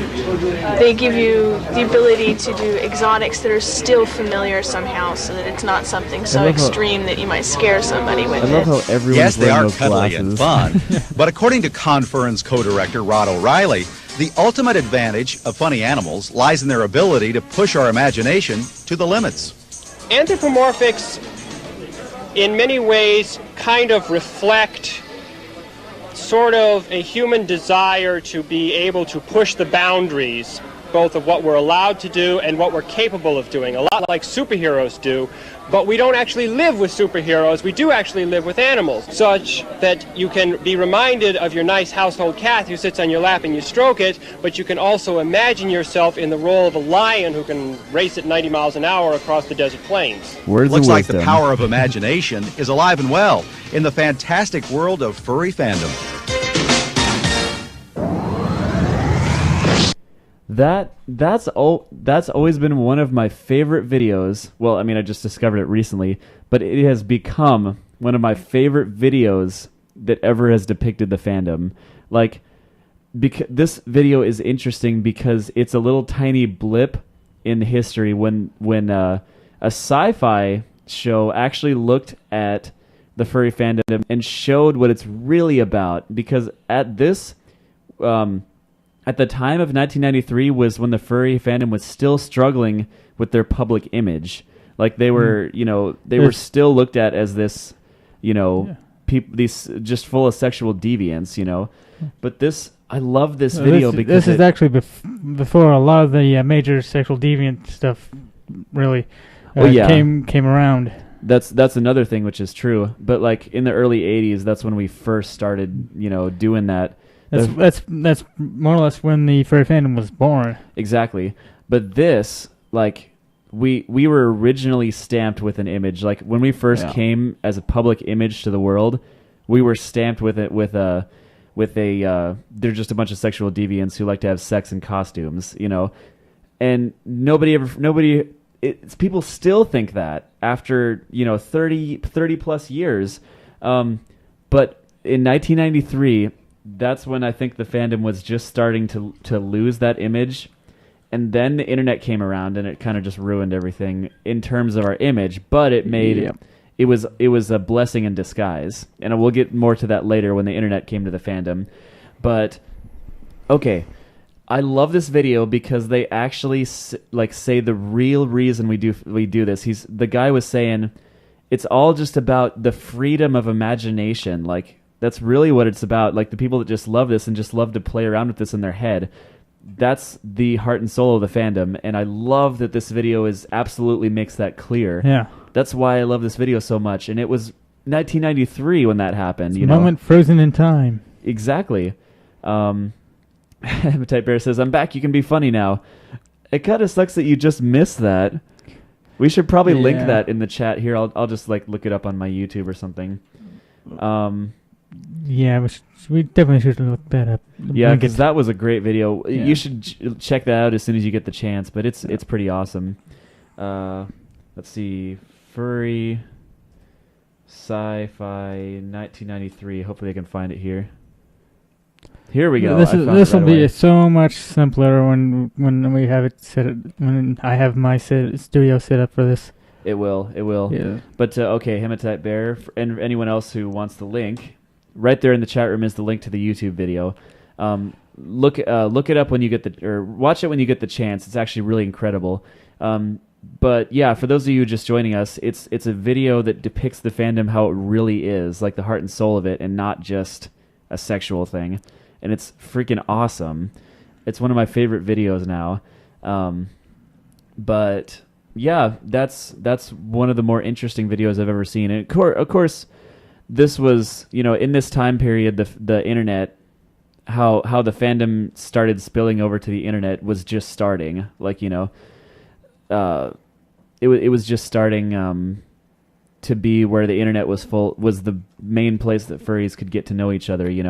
Before that, it was only conventions. It was like this little tiny group at a regular sci-fi convention. That's how Midwest Fur Fest got started, which is now I believe it evolved into the second largest now. Second largest in the United States. And for Midwest Fur Fest, the first convention they had was just a little tiny group that was at a place called DuckCon, like a furry group at a sci-fi convention, and they started from there.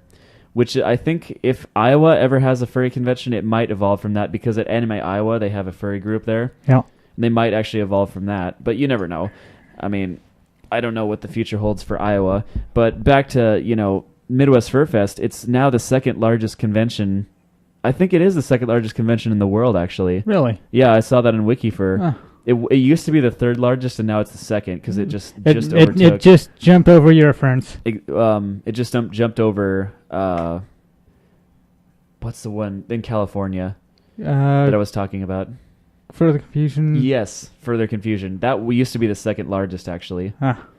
I don't remember. I'm pretty sure it said in the world, but Eurofurence is pretty big too. It is. I know it is, but it has a better reputation mostly than actual attendees. Yeah. Well, yeah, as Uncle Kage said, Anthrocon is the biggest. Eurofurence is best. Mm-hmm. Exactly. But yeah, this video is freaking awesome. Yeah. Harpskid says, "Wait, Anime Iowa? Never heard of it, so I might have to look it up." Yeah, Anime Iowa is one of the biggest anime conventions ever, actually, from what I've heard. I've never been there. I haven't either.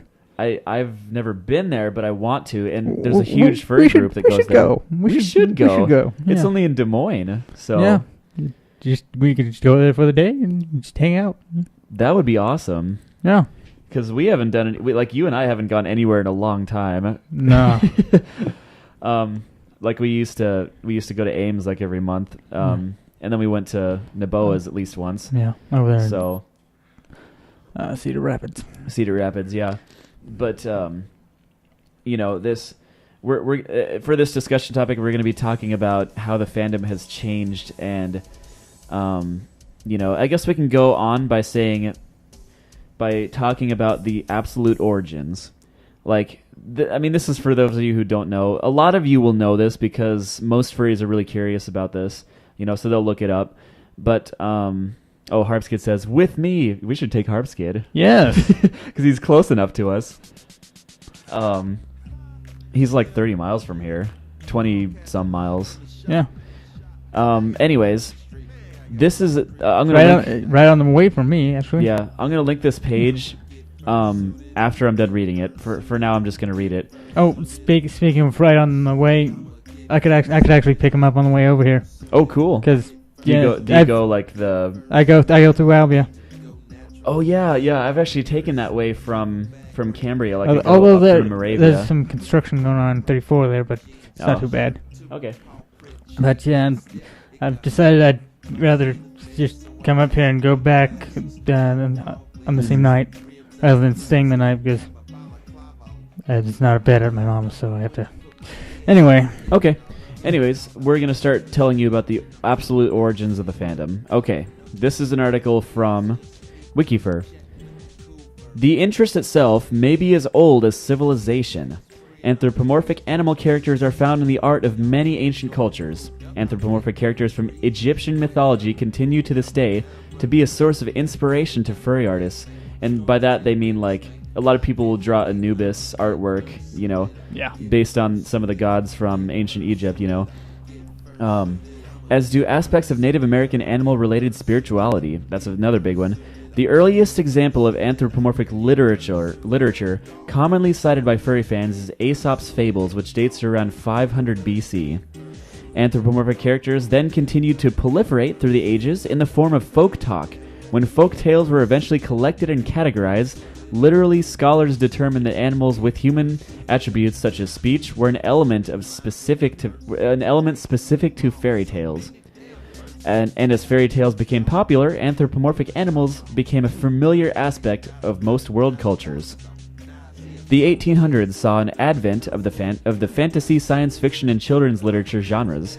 Scientific milestones. The advancements include Lewis Carroll's fantasy novel Alice's Adventures in Wonderland in 1965, Beatrix Potter's illustrated children's books in 1890, Rudyard Kipling's collection of talking animal stories, The Jungle Book, in 1894, H.G. Wells' 1896 science fiction novel, The Island of Dr. Monroe, and James Swinnerton's Mr. Jack in 1896, the first appearance of an anthropomorphic animals in comic strips. Are we going to read this whole Wikipedia? I'm just reading a section. Of particular significance in a series of children's books by Palmer Cox begun in 1890 called Funny Animals, which is the earliest discovered use of the term in relation to anthropomorphic animals. Link it. What, the article? Well, yes. Okay, I was going to wait, but whatever. Okay. Some people like to read along with this kind of thing. Mm-hmm. Well, yeah. Yeah.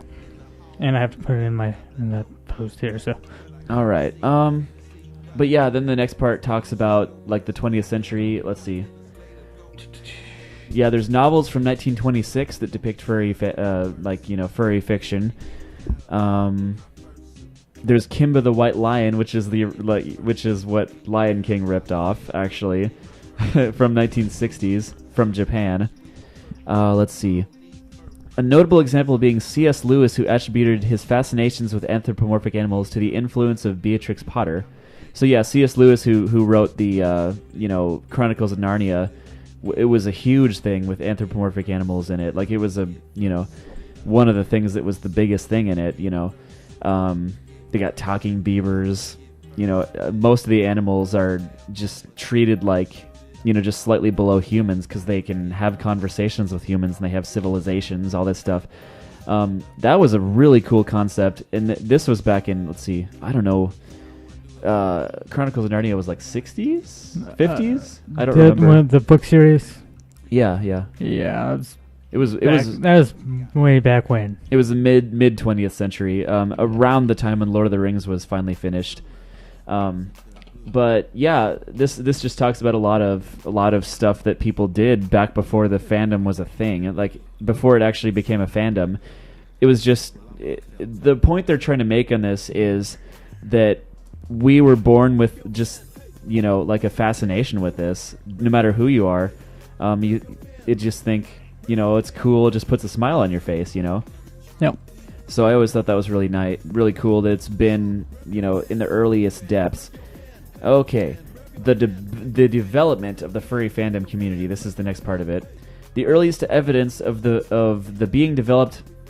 developing expansion. I'm sorry, I can't read. The earliest evidence of the developing expanded fandom is the funny animal APA Voodoo, started in 1976. The cartoon/fantasy organization began in 1977 as an anime group, would spin off the earliest known Funny Animal fan club, and in 1980, Steve Galachi, I don't know how you're supposed to pronounce that, art generated interest in a Funny Animal sci-fi discussion group that met at sci-fi cons. So, Steve Galachi, I don't know how you pronounce that, Gallacci, he was probably the first furry artist. Like, I mean, there's people that drew, furry animals and stuff like that before. I'm not saying he was the first one to ever draw anything like that, but he was the first one to actually establish himself with as a following for this specific genre. This was 1980, so it literally did start like right at the beginning of the 80s. So, which is really cool. And they said, basically said that people started liking his art and meeting at sci-fi cons. So like I said before, usually it starts at sci-fi cons because it's the easiest environment to set up a furry group at, and people can just get together. So I see somebody named Anonymous Furry. Wonder who that is.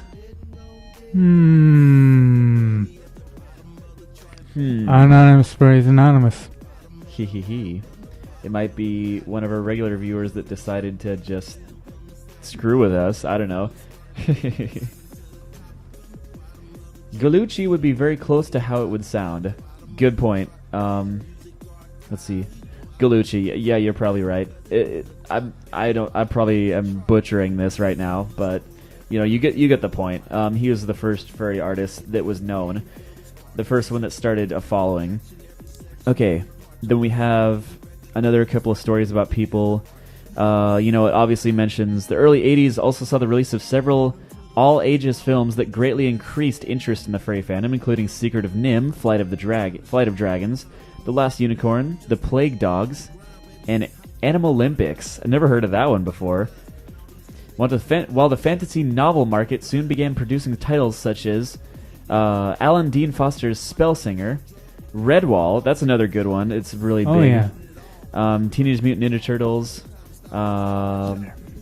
Omaha the Cat Dancer. Yeah, there's a lot of things like people just it started getting bigger in the 80s is what we're trying to say. I think that was the time when Fritz the Cat was out, which is the first furry porn. It was the first X-rated like furry anything. It's pretty awesome actually. If you get a chance to look it up, Fritz the Cat. It's really weird, but it's good for the first thing. Animal Olympics was Disney. Never even heard of it before. Huh. I gotta check that out sometime. But speaking of Disney, Disney has played a huge role in creating furries. Oh yeah. And people would, a lot of people would say, "Oh, Disney, without Disney we wouldn't have furries." Well, no, that's not true. I've got to do the Ustream header thing. Oh, okay. The thing that happened with Disney though is it made people realize that they loved it. Disney didn't make people like it. They just thought they just discovered their interest in anthropomorphic animals by watching a Disney movie because it was the first thing that they saw that was related to that. Robin Hood was something that is in the past decade has actually really got me into it. I've always liked anthropomorphic animals, but I never really realized it fully until I watched Robin Hood. Hematite said Animal Olympics was Disney, and it sucked. I don't doubt that. I concur. Never even heard of it. Have you seen it? I think I saw something, saw a brief thing of it, and it was horrible. Well, I need to check it out sometime just to see for myself. Guys, the answer to all your IRC problems. Oh, it's one of those online web server things. Oh, cool. IRC host looks like. Nice. All right. I prefer just using Trillion or something like that. Mm-hmm. Trillion works. All right. Yeah, I need to get it on this laptop so I can have have both chat rooms open. It's free and you don't have to. All right. Well, continuing with this looks like it looks like a an IRC application for It's like a web page application. Oh, instead of installing software? Yeah. Ooh, cool. Jungle Book, Hematite Bear says, Jungle Book was a huge part of my childhood. Yeah, that's true. It was a huge part of my childhood, too. I can see how that would work. It was very similar to Robin Hood, actually. Except Robin Hood was more, like, it was more into the characters in Robin Hood were more shaped like humans, you know. But it doesn't matter. Yeah. You know, as long as they're talking animals, that's what really interests people. Baloo. I gotta look into this a little bit more. All right. Looks like. But yeah, I can continue with this. Then, like in the mid '80s, late '80s, some virtual environments started, popping up. Like, let's see, Furry Muck, which a lot of people know about. But yeah, yeah. Can you talk about this later? What was that? Keep going. Okay. I'll talk about this virtual thing later. Okay, virtual environments such as Muck soon became the most popular places on the net for furry fans to meet and communicate. One of the oldest and largest Mucks in existence is Furry Muck. One of the newest virtual environments to attract furry fans is Second Life. Other online chat environments, such as other early online chat environments in the early 1990s include Genie, CompuService, Prodigy, and Delphi. Yeah, so anyways, there's a lot of like little furry groups that were starting to sprout online.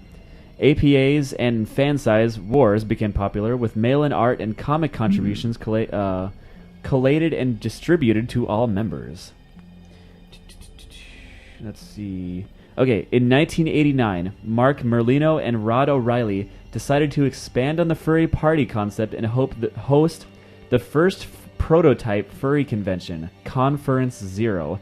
Conference continued to be the premier international gathering place for furry fans, unlike other independent furry-themed conventions were organized, until other independent... Alright, yep, and then it goes into the 90s. But yeah, that was the first furry convention, was Conference Zero. And then 1997 was when Anthrocon was first, Albany, New York. Huh, nice. And is going on to become the largest furry convention to date. 1996, World Science Convention in Anaheim, California. The Furry Convention Lounge was organized by the conference community as a 5-day furry programming track. So yeah, programming track at a science convention, like what I was saying earlier. Yeah, so this just goes into like some of the furry conventions that were sprouting. Not until the late 80s when it actually happened. 1989 was the first furry convention, the first actual furry convention. I'm assuming there was furry parties, like they said. There was the concept of a bunch of furries getting together and doing stuff, but that was the biggest advertising concept that they used, and that's why they had a horrible image of the fandom, was because most of the reason they could only get people to go if they proposed a very taboo theme, which happened to be what we all hate to say, was the concept of sexuality, and it was very highly implemented in the first furry parties, which is really upsetting, actually. But the reason the convention started was because people didn't want to have anything to do with that. They're like, that's not us. We don't want that to happen, So they started doing these official conventions, and they actually were good. They weren't just for the sexual deviant purposes, which did exist in the fandom, and still kind of exists in the fandom. It's very rare, but you can find it if you look hard enough. And then it goes to the 2000s, which is where furry conventions have exploded in the 2000s, with over 30 cons starting up so far. In comparison, the 1990s saw 13 cons, all but 2 of them after 1995. In 2003, Dr. Samuel Conway, also known as Uncle Kage of Anthrocon, was a guest of honor at ICON, Science Fiction and Fantasy Convention, in Stony Brook, New York. His renowned story hour has since become a fixture of the convention throughout recent years. So that was Kage's first story hour, Then it just talks about some of the other ones that popped up in the early 2000s. The first internet news groups began to appear in the early 1990s. Alt Furry Fan Furry was created in the late 1990s and eventually spawned a number of additional news groups such as Alt Lifestyle Furry, which was created in 1996. FurryNet, an unofficial, unset hierarchy of fur news groups, was created in the late 1990s. In 2000, there was an unsuccessful attempt to create a Rec Arts Furry, which would have brought furry fandom into the primary internet hierarchy, but that was unsuccessful. By 1992, furry fans could participate in online social role-playing environments for free if they had access to the internet, which is where Muck came in. With the dawn of the World Wide Web, furry fans found their mecca with personal websites, art, and writing archives, and forums providing a way for furry fans to communicate and share their interest internationally. YERF and YIFCO, that doesn't sound very good, and VCL and other art archives soon dominated the art scene. Late 1990s attempted to document the internet internal social dynamics and trends within the furry fandom, quite originally intended to be a fan film documentary. The research he conducted from 96 to 97 was eventually collated into The Sociology of Furry Fandom, a subculture study, the first academic study of furry sociology. Whew. Well, yep, that was a whole page talking about the history of the fandom. And I guess as far as, the question, how has it changed really in the past 30 years or so, when it started, it was just a bunch of friends getting together. But now it's become a huge thing where people have the freedom to explore everything they could imagine within the fandom, like every subject, there's Therianism, there's everything you can imagine in the fandom. The furry has its own version of everything, and it's become its own culture instead of just, this word is used a lot, culture, but it's true. The furry fandom has really, really evolved into everyone has their own lifestyle and they all live it together, which is the definition of a culture, and like I said, there's furries, there's small furry communities, but there's never really been like anything as big as a town that's mostly dominant of furries. That's not existent at the moment because we don't have enough people. But Hentai Bear says, back in 1985, we were doing a D&D conversion to furry. That's actually really cool. Yeah. Like, really. There were furries at game cons as far back as I can remember, but they did not have their own cons way back then. Yeah.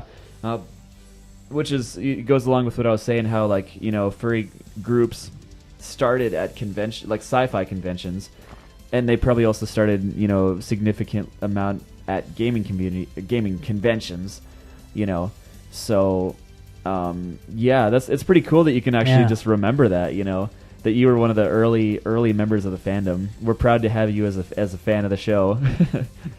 Because, nowadays it's mostly dominant of people like us, just people our age that just got into it in the past 10 years. So, of course, I'm not saying we're less deserving of it. I'm saying it's just cool to meet somebody that has been in the fandom so long. Gray muzzle, as they say. Gray Mizzola? Gray muzzle. Muzzle. Oh, that's pretty cool, actually. I've never heard that term. You describe somebody that's been in it for a while. Either it's been in the fandom for a very long time or it's just old in general. I met a lot of those. They're the most interesting kind of furries, Yeah. And that goes along with what, being a furry does to you over the years. But honestly, I think these people were like that before they actually joined the furry fandom, because that's how they are truly. And because the furry fandom is an environment where you can openly express who you really are. So it's not furry fandom that has changed them. It's furry fandom that has taught them to express themselves more. So I guess that's like a whole answer to this discussion topic, that we had a while ago, where it doesn't actually change you, it just teaches you, because we were already weird to begin with. So, but yeah, it's really cool to dig into this subject about how it's changed. obviously the artwork has become a lot more sophisticated. As you could see in the sci-fi, coverage that we just saw, the artwork there was, although it was, good artwork, stuff like in the style of Eric Schwartz. I don't know if you know who that is. I've heard of him. That's what his artwork looks like. It looks like it was from the 90s, but that's probably because he got his start in the late 80s. He was one of the first big furry artists, like the one that everyone loved. But most of the furry artwork back in the 90s and late 80s was just like that, where it had like a slightly more cartoony theme, and that's basically that. I don't know what I'm trying to say here.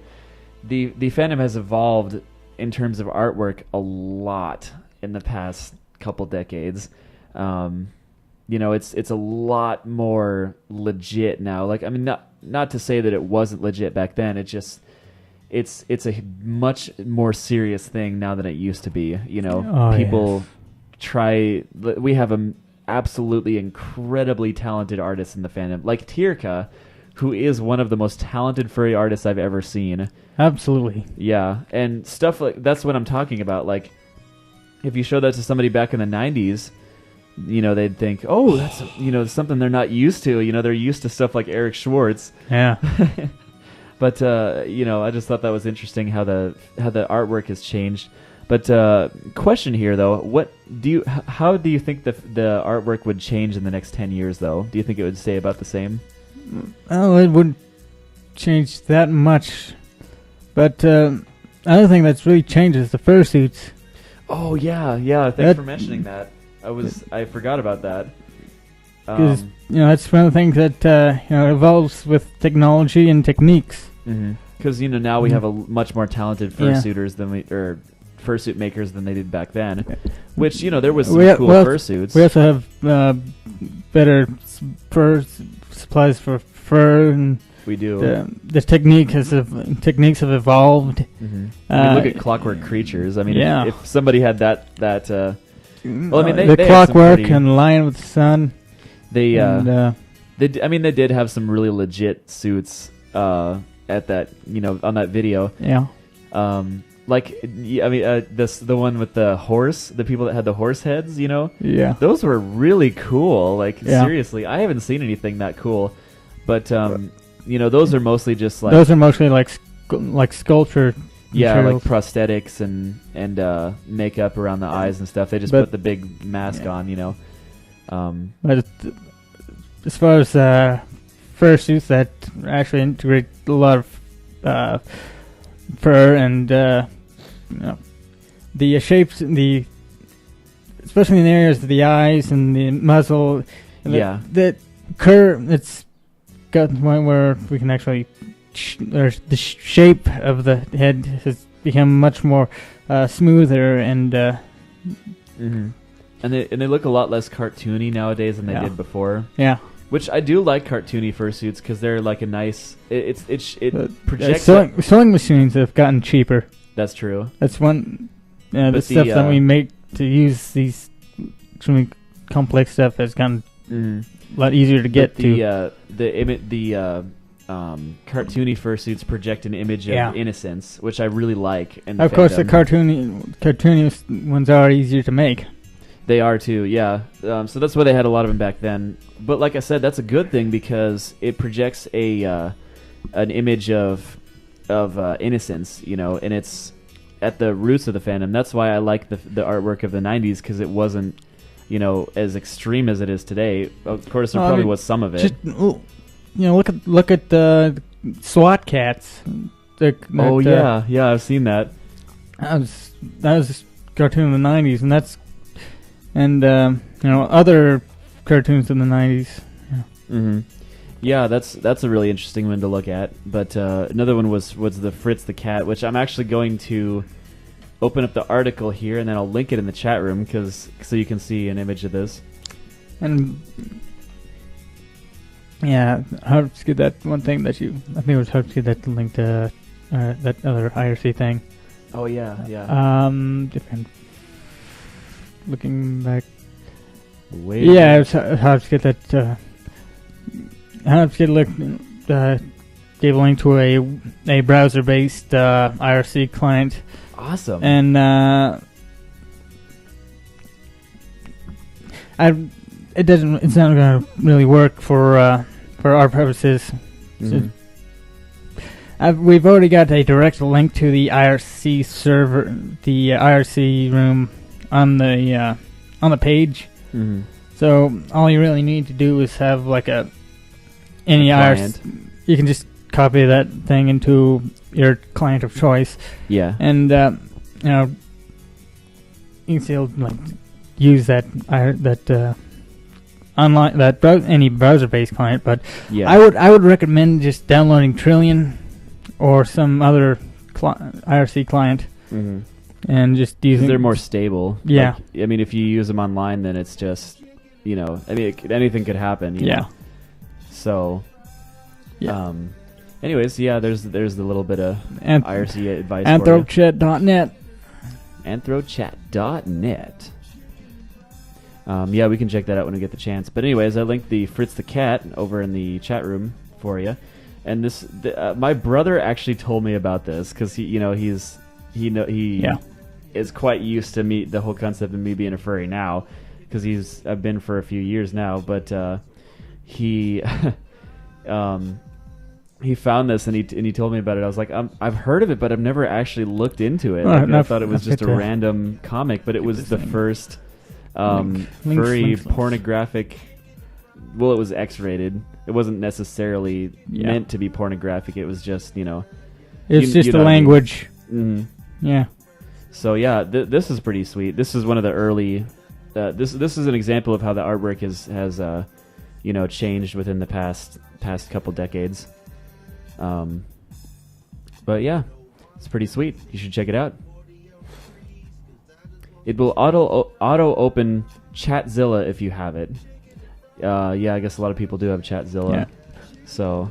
Yeah, that's another good. It's a plugin for Firefox, and there's probably a plugin for Chrome if you look for one. Mm. But yeah. You know what I recently found out? That Firefox displays web text better than Chrome does. Yeah.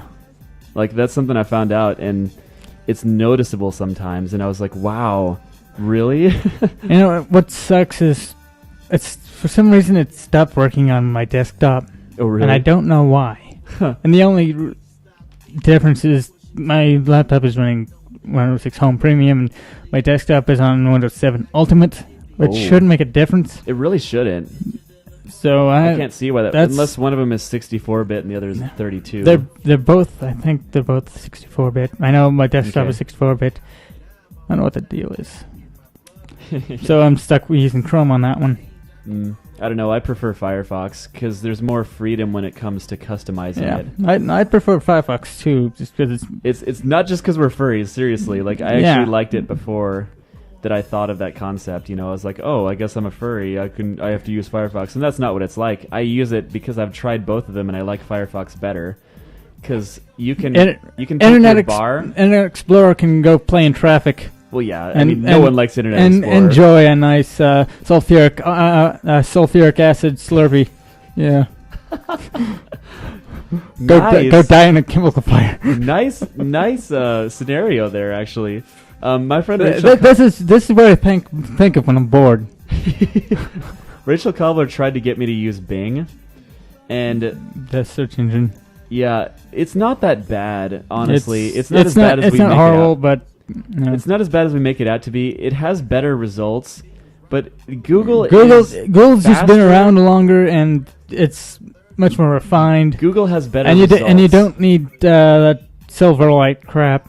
Yeah. Google has better results, for one thing. Because like I said, Google is a much bigger, bigger company. Microsoft. Hematite points out that Bing's loaded with trackers. It is? Tracking cookies. Yeah. Really? You know that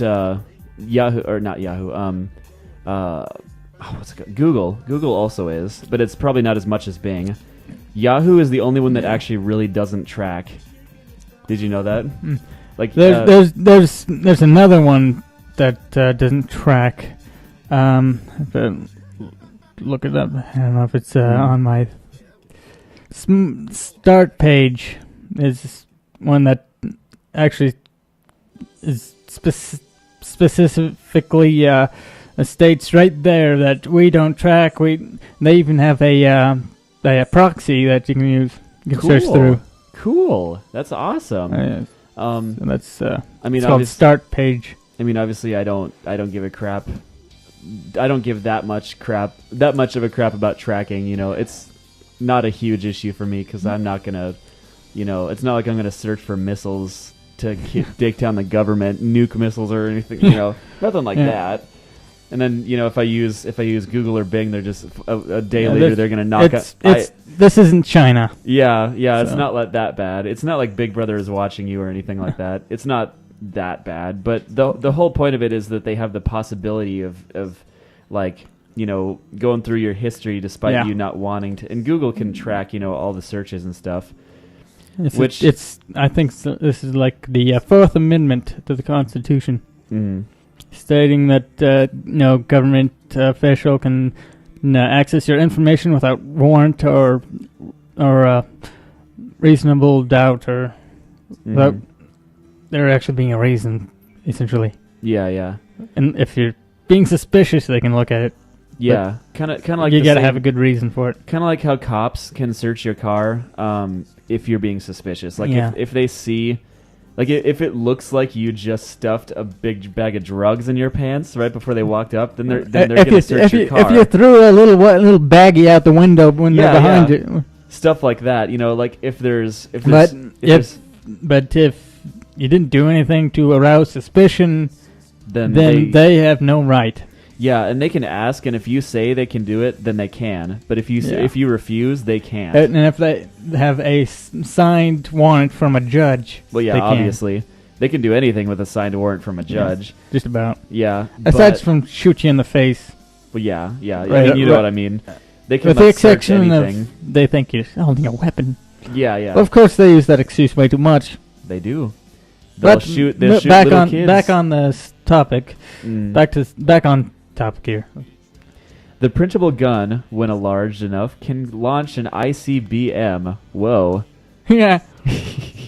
What is an ICBM? And an intercontinental ballistic missile. Okay. But then it'll have like a 50% chance of blowing up in your face. Yeah, I mean it's a. They actually tested that one Liberator pistol thing, and half the time it exploded. Oh, wow. Because the plastic just isn't strong enough to sustain. Yeah, so you have to have the right material to do that or something. You have to have it on that 3D printed gun. It's only the fire pin is made out of metal. Oh, really? Yeah. Huh. So. Yeah, the barrel could easily just get fried. The barrel and the firing chamber could just disintegrate. Exactly. Like a firing chamber. You know how much goes on in the firing chamber? Like, you know better than I do, actually. There's no way that a plastic thing can contain that. That's a lot of energy. That's so much energy that it, you know... all at once. It's so much energy that it makes the bullet go out at, like, what, 90 miles an hour or something like that? Faster than that. Oh, wow. But yeah, that's how much energy is released in the chamber, and there's no way that plastic can contain that. Yeah, it's not technically it's not an explosion, but it's a really it's a flash burn. Yeah, but it's close enough to an explosion going on in there. Yeah, you don't build a car engine out of plastic. Why would you build a firearm that you hold in your hand? Exactly. Out of plastic, you know? And common sense. Hematite Bear says, "Yeah, but they can't track it." Nice. I love this guy. What were we talking about before we got into this, though? What were we talking about? The original idea was the fandom and how it's changed. We just finished talking about Fish the Cat, and we got talking about IRC clients, and then there it is. That's how we got into it. Into tracking searching, and all that stuff, into web browsers and. Yeah, this is I mean, we pretty much said most of what there is to be said about Pretty the much. fandom evolving over time. But so. what can we see this in the future? Yeah, that's the question I was asking, and we never got a chance to answer it. We did talk about where the fandom would go in the future in the previous show. Yeah, but to recap, I think that it would be more of a theory. It moves. The furry fandom is slowly moving more toward the Therianistic viewpoint, instead of the origins. We could actually, and the type of Therian would be kind of like those who would just simply have a desire to be this. Yeah, I mean, sort of like how Paradox is from Furcast. Yeah, exactly. He's of the variety that who doesn't necessarily think they are literally or had been in a previous life. Rather, imagine themselves. As rather, you just simply have a desire to be an anthropomorphic wolf or whatever. And that's how the fandom has really been moving in the past generation that is going on right now. It's people that get into it and are able to express their everything openly. And they look in the mirror and not literally but metaphorically they see their persona. Mm-hmm. Exactly. And that only happens to me sometimes, but it does happen, where I just like to project the image of myself as an anthropomorphic animal, and I don't make it extremely obvious because I don't want to, because in most cases it can be extremely annoying, 90% of the time it's going to be metaphorical in a metaphorical sense. Exactly, yeah.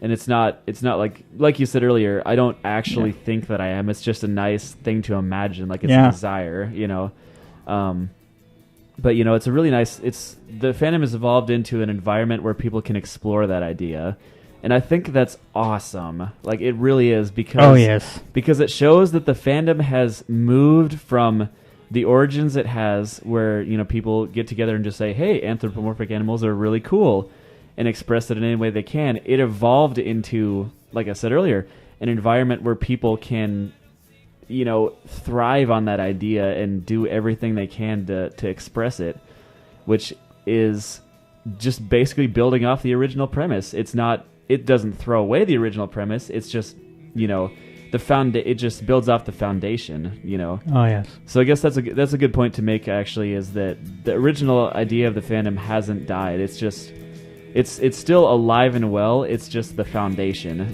so it's not as easy to see. Yeah.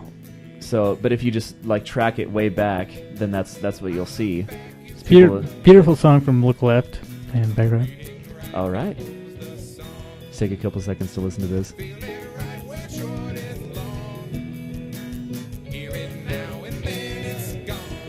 I need to start listening to them. Yeah.